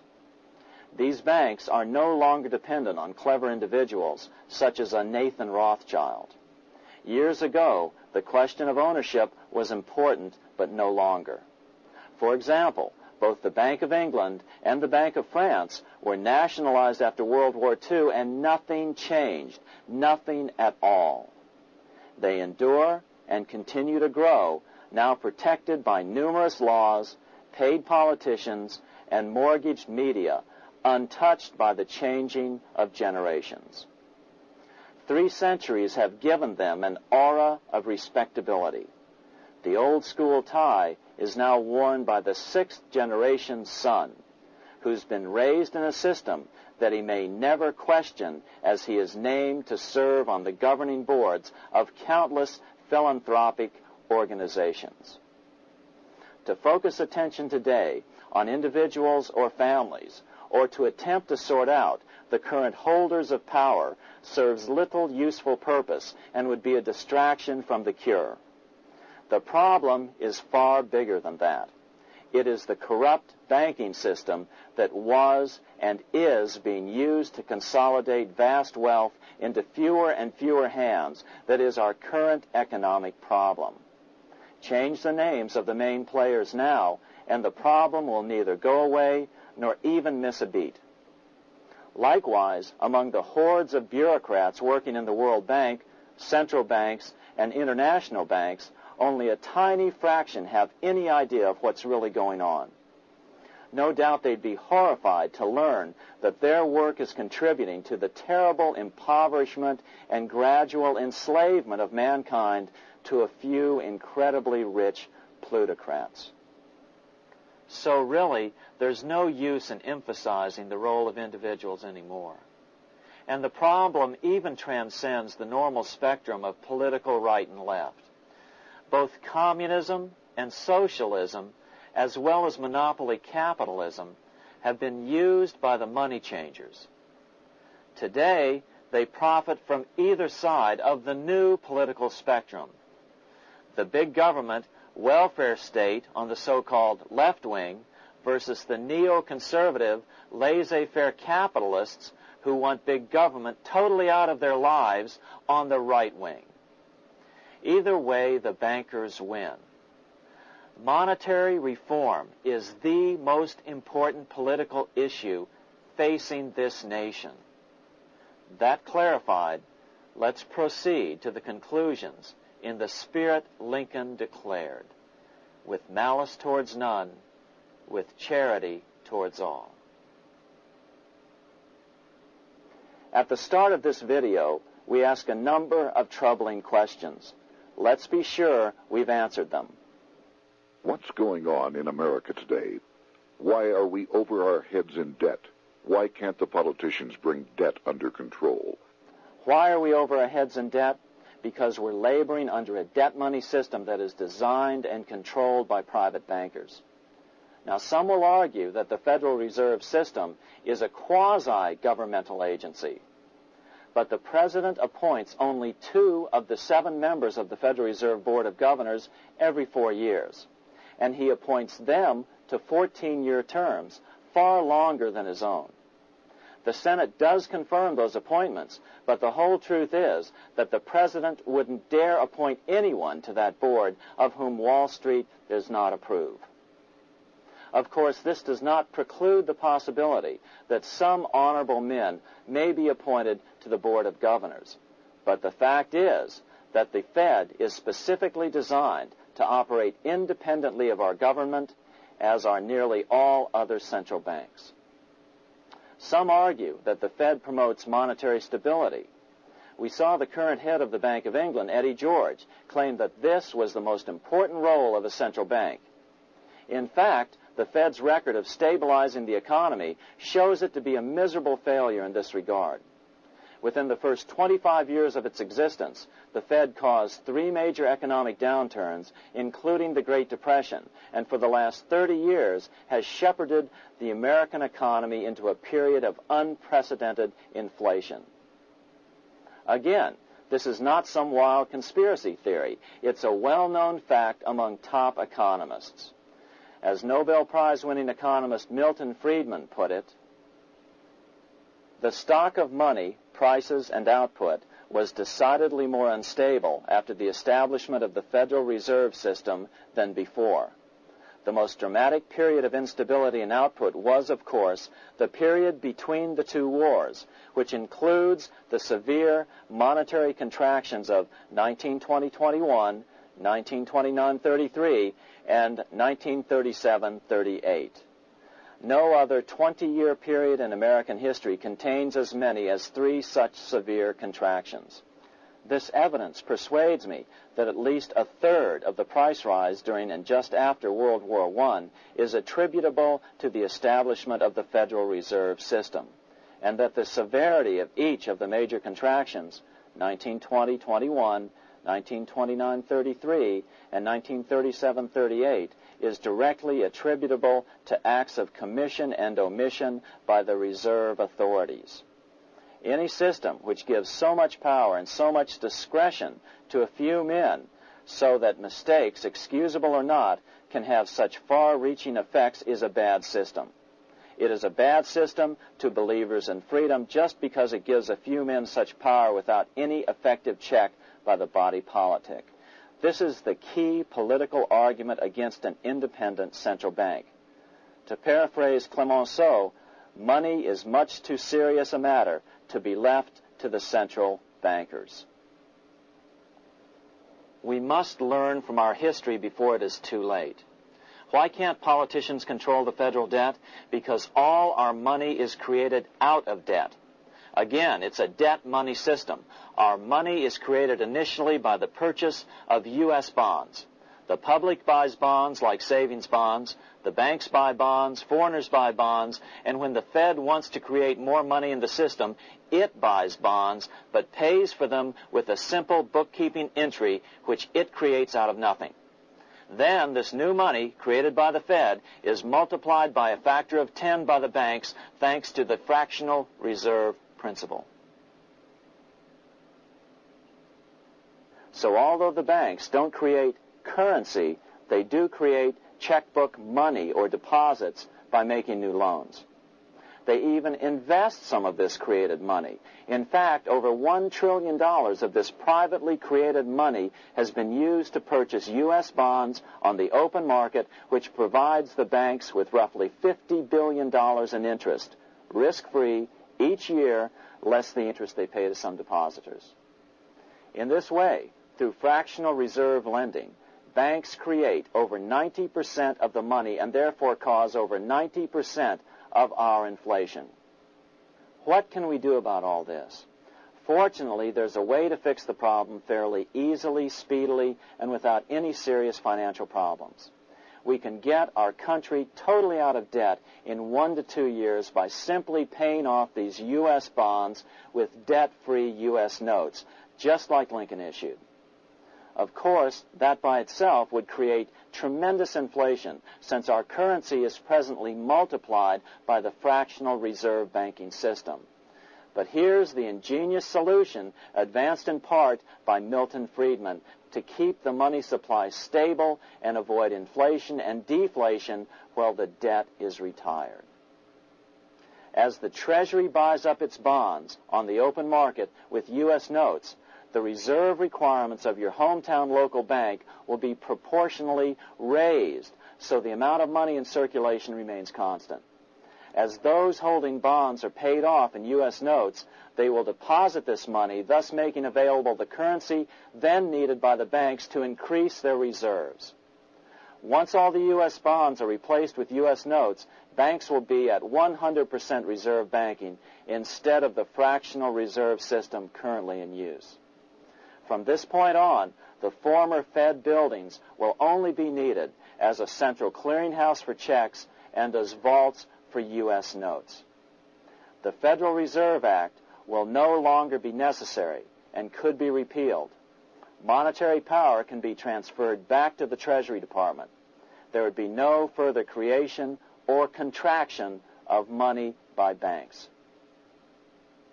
By doing it this way, our national debt can be paid off in a single year or so, and the Fed and fractional reserve banking abolished without national bankruptcy, financial collapse, inflation or deflation, or any significant change in the way the average American goes about his business. To the average person, the primary difference would be that for the first time since the Federal Reserve Act was passed in 1913, taxes would begin to go down. Now there's a real national blessing for you, rather than for Hamilton's banker friends. Now let's take a look at these proposals in more detail. Here are the main provisions of a Monetary Reform Act which needs to be passed by Congress. We've drafted a proposed Monetary Reform Act which follows at the end of this tape. Of course, variations with the same results would be equally welcome. 1. Pay off the debt with debt-free U.S. notes. As Thomas Edison put it, if the U.S. can issue a dollar bond, it can issue a dollar bill. They both rest purely on the faith and credit of the United States government. This amounts to a simple substitution of one type of government obligation for another. One bears interest, the other doesn't. Federal Reserve notes could be used for this as well, but could not be printed after the Fed's abolished as we propose, so we suggest using U.S. notes instead. 2. Abolish fractional reserve banking. As the debt is paid off, the reserve requirements of all banks and financial institutions would be raised proportionally at the same time to absorb the new U.S. notes, which would be deposited and become the bank's increased reserves. Towards the end of the first year of the transition period, the remaining liabilities of financial institutions would be assumed or acquired by the U.S. government in a one-time operation. In other words, they too would eventually be paid off with debt-free U.S. notes in order to keep the total money supply stable. At the end of the first year or so, all of the national debt would be paid, and we could start enjoying the benefits of full reserve banking. The Fed would be obsolete, an anachronism. 3. Repeal the Federal Reserve Act of 1913 and the National Banking Act of 1864. These acts delegate the money power to a private banking monopoly. They must be repealed, and the money power handed back to the Department of Treasury, where they were initially under President Abraham Lincoln. No banker or person in any way affiliated with financial institutions should be allowed to regulate banking.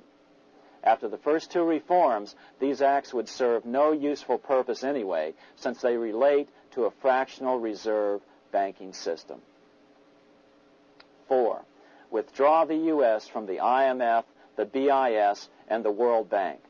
These institutions, like the Federal Reserve, are designed to further centralize the power of the international bankers over the world's economy, and the U.S. must withdraw from them. Their harmless functions, such as currency exchange, can be accomplished either nationally or in new organizations limited to those functions. Such a monetary reform act would guarantee that the amount of money in circulation would stay very stable, causing neither inflation nor deflation. Remember, for the last 3 decades, the Fed has doubled the American money supply every 10 years. That fact and fractional reserve banking are the real causes of inflation and the reduction in our buying power, a hidden tax. These and other taxes are the real reasons both parents now have to work just to get by. The money supply should increase slowly to keep prices stable, roughly in proportion to population growth, about 3% per year, not at the whim of a group of bankers meeting in secret. In fact, all future decisions on how much money will be in the American economy must be made based on statistics of population growth and the price level index. The new monetary regulators and the Treasury Department, perhaps called the Monetary Committee, would have absolutely no discretion in this matter except in time of declared war. This would ensure a steady, stable money growth of roughly 3% per year, resulting in stable prices and no sharp changes in the money supply. To make certain the process is completely open and honest, all deliberations would be public, not secret, as meetings of the Fed's Board of Governors are today. How do we know this will work? Because these steps remove the 2 major causes of economic instability, the Fed and fractional reserve banking, and the newest one as well, the BIS, Bank of International Settlements. But most importantly, the danger of a severe depression would be eliminated. Let's listen to Milton Friedman on the single cause of severe economic depressions. I know of no severe depression in any country or any time that was not accompanied by a sharp decline in the stock of money, and equally of no sharp decline in the stock of money that was not accompanied by a severe depression. Issuing our own currency is not a radical solution. It's been advocated by Presidents Jefferson, Madison, Jackson, Van Buren, and Lincoln. But it's been used at different times throughout Europe as well. Perhaps the best example is one of the small islands off the coast of France in the English Channel. Called Guernsey, it's been using debt-free money issues to pay for large building projects for nearly 200 years. Here we are on Guernsey, and this is the Guernsey Flower and Vegetable Market. Guernsey is one of the most successful examples of just how well a debt-free money system can work. In 1815, a committee was appointed to investigate how best to finance this new market. The impoverished island could not afford more new taxes, so the state's fathers decided to try a revolutionary idea: issue their own paper money. They were just colorful paper notes, backed by nothing, but the people of this tiny island agreed to accept them and trade with them. To be sure they circulated widely, they were declared to be good for the payment of taxes. Of course, this idea was nothing new. It was exactly what America had done before the American Revolution, and there are many other examples throughout the world. But it was new to Guernsey, and it worked miracles. This market is still in use. And remember, it was built for no debt to the people of this island state. But what if we follow Guernsey's example? How would the bankers react to these reforms? Certainly the international bankers' cartel will oppose reforms that do away with their control of the world's economies as they have in the past. But it is equally certain that Congress has the constitutional authority and responsibility to authorize the issuance of debt-free money, U.S. notes, and to reform the very banking laws it ill-advisedly enacted. Undoubtedly, the bankers will claim that issuing debt-free money will cause severe inflation or make other dire predictions. But remember, it is fractional reserve banking which is the real cause of over 90% of all inflation, not whether debt-free U.S. notes are used to pay for government deficits. In the current system, any spending excesses on the part of Congress are turned into more debt bonds, and the 10% purchased by the Fed are then multiplied many times over by the bankers, causing over 90% of all inflation. Our fractional reserve and debt-based banking system is the problem. We must ignore its inevitable resistance to reform and remain firm until the cure is complete. As the director of the Bank of England in the 1920s, Sir Josiah Stamp put it, referring to this modern fractional reserve banking system, banking is conceived in iniquity and born in sin. Bankers own the earth. Take it away from them, but leave them the power to create money and control credit, and with the flick of a pen, they will create enough money to buy it back again. Take this great power away from the bankers, and all great fortunes like mine will disappear, and they ought to disappear, for this would be a better and happier world to live in.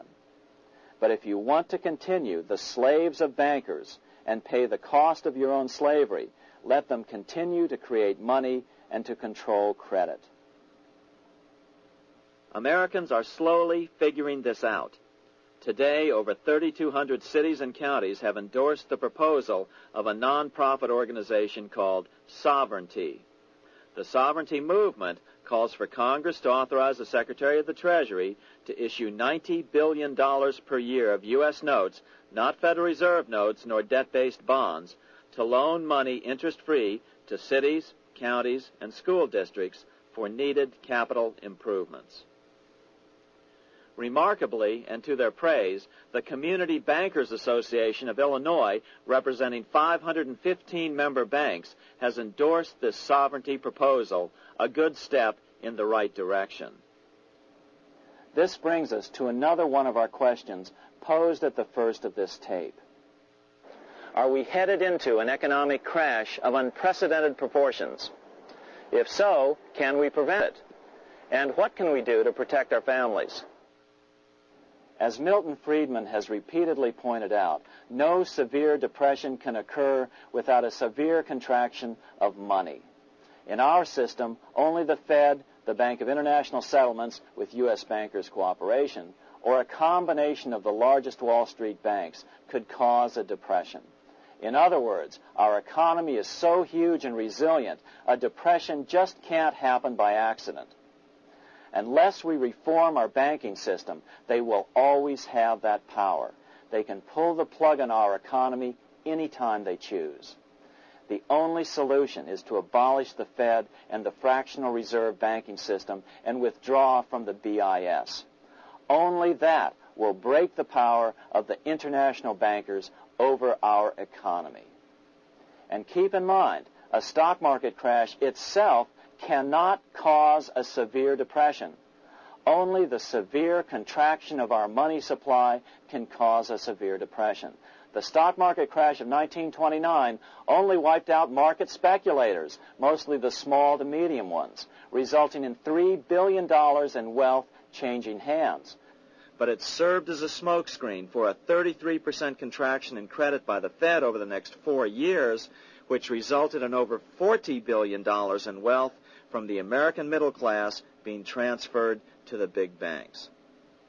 Then, despite impotent howls of protest from a divided Congress, the independent Fed kept the money supply contracted for a full decade. Only World War II ended the terrible suffering the Fed inflicted on the American people.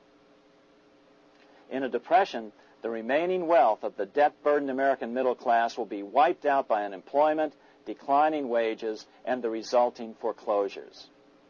If we start to act to reform our monetary system, the money changers may do what they did in 1929 and then the 1930s, crash the stock market and use that as a smokescreen while contracting the money supply. But if we're determined to fight to regain control over our money, we can come out of it fairly quickly, perhaps in only a very few months, as U.S. notes begin to circulate and replace the money withdrawn by the bankers. The longer we wait, the greater the danger we'll permanently lose control of our nation. But some still wonder why the international bankers would want to cause a depression. Wouldn't that be killing the goose that is currently laying all those golden interest eggs? Remember what Larry Bates said at the first of this videotape. You see, in periods of economic upheaval, in economic crisis, wealth is not destroyed. It is merely transferred. Do we have any hints as to what the money changers have in store for us? Here's what David Rockefeller, the chairman of Chase Manhattan Bank, the largest Wall Street bank, had to say.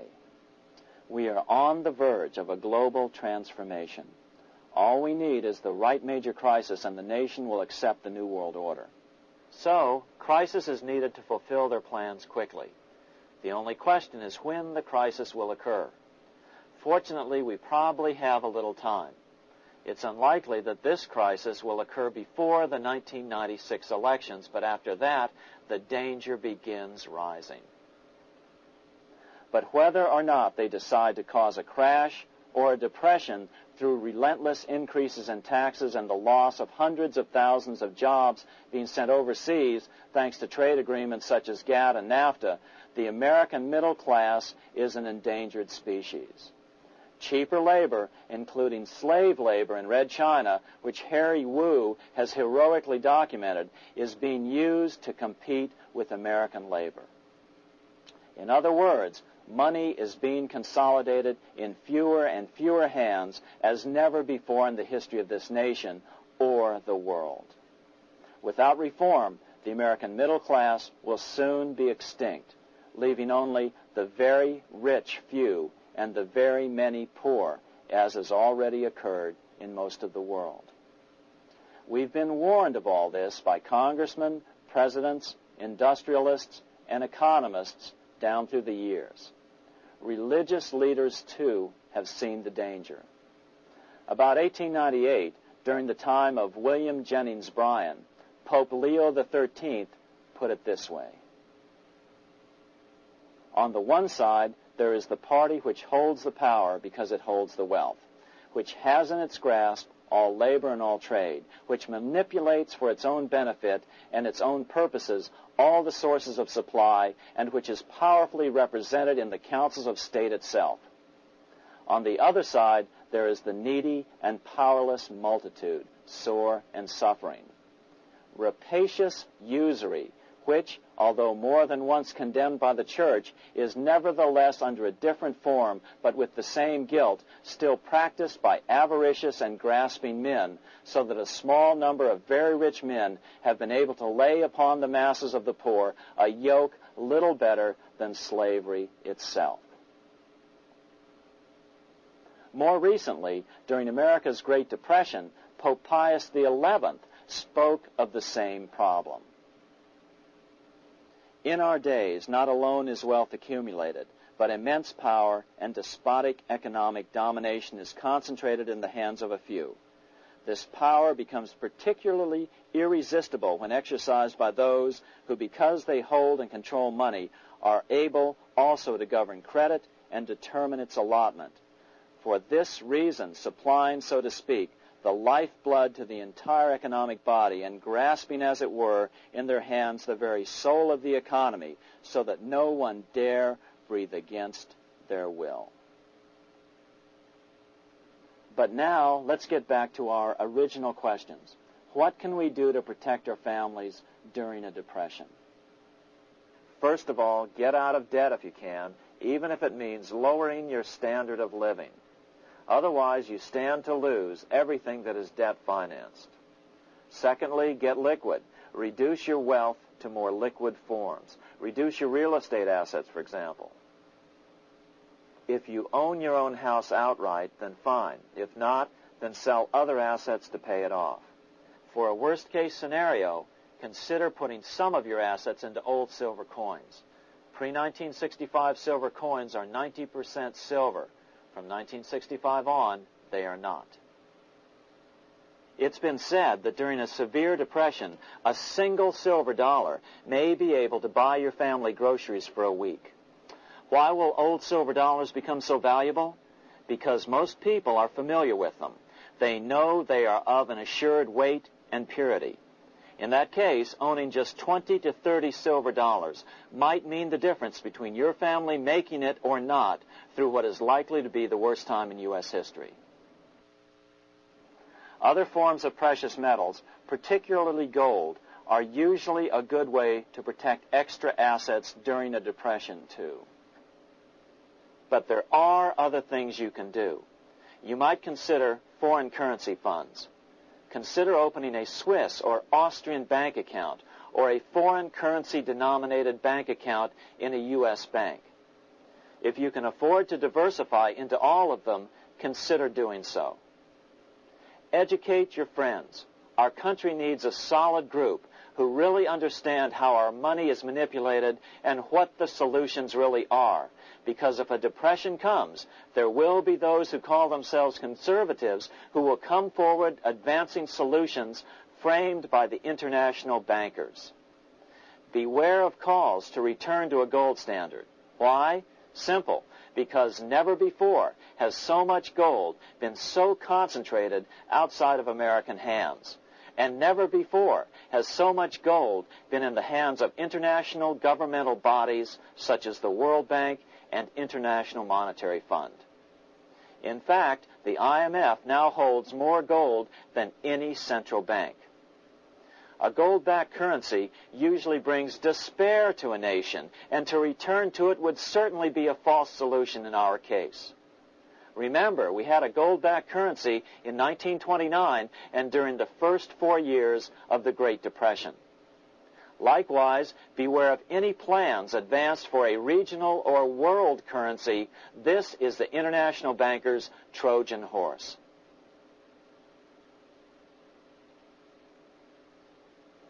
Educate your member of Congress. It only takes a few persuasive members to make the others pay attention. Most congressmen just don't understand the system. Some understand it, but are so influenced by bank PAC contributions that they ignore it, not realizing the gravity of their neglect. We hope we've made a valuable contribution to the national debate on monetary reform. It remains for each man to do his duty, consistent with his state in life. May God give us the light to help reform our nation and ourselves. We say ourselves because ultimately vast multitudes of men are going to be driven more and more to desperation by the accumulation of the world's wealth in fewer and fewer hands. Men will tend to become like their oppressors, selfish and greedy. Rather, let's keep in mind during this period of reform a warning not to lose sight of greater things, as Pope Pius XI put it.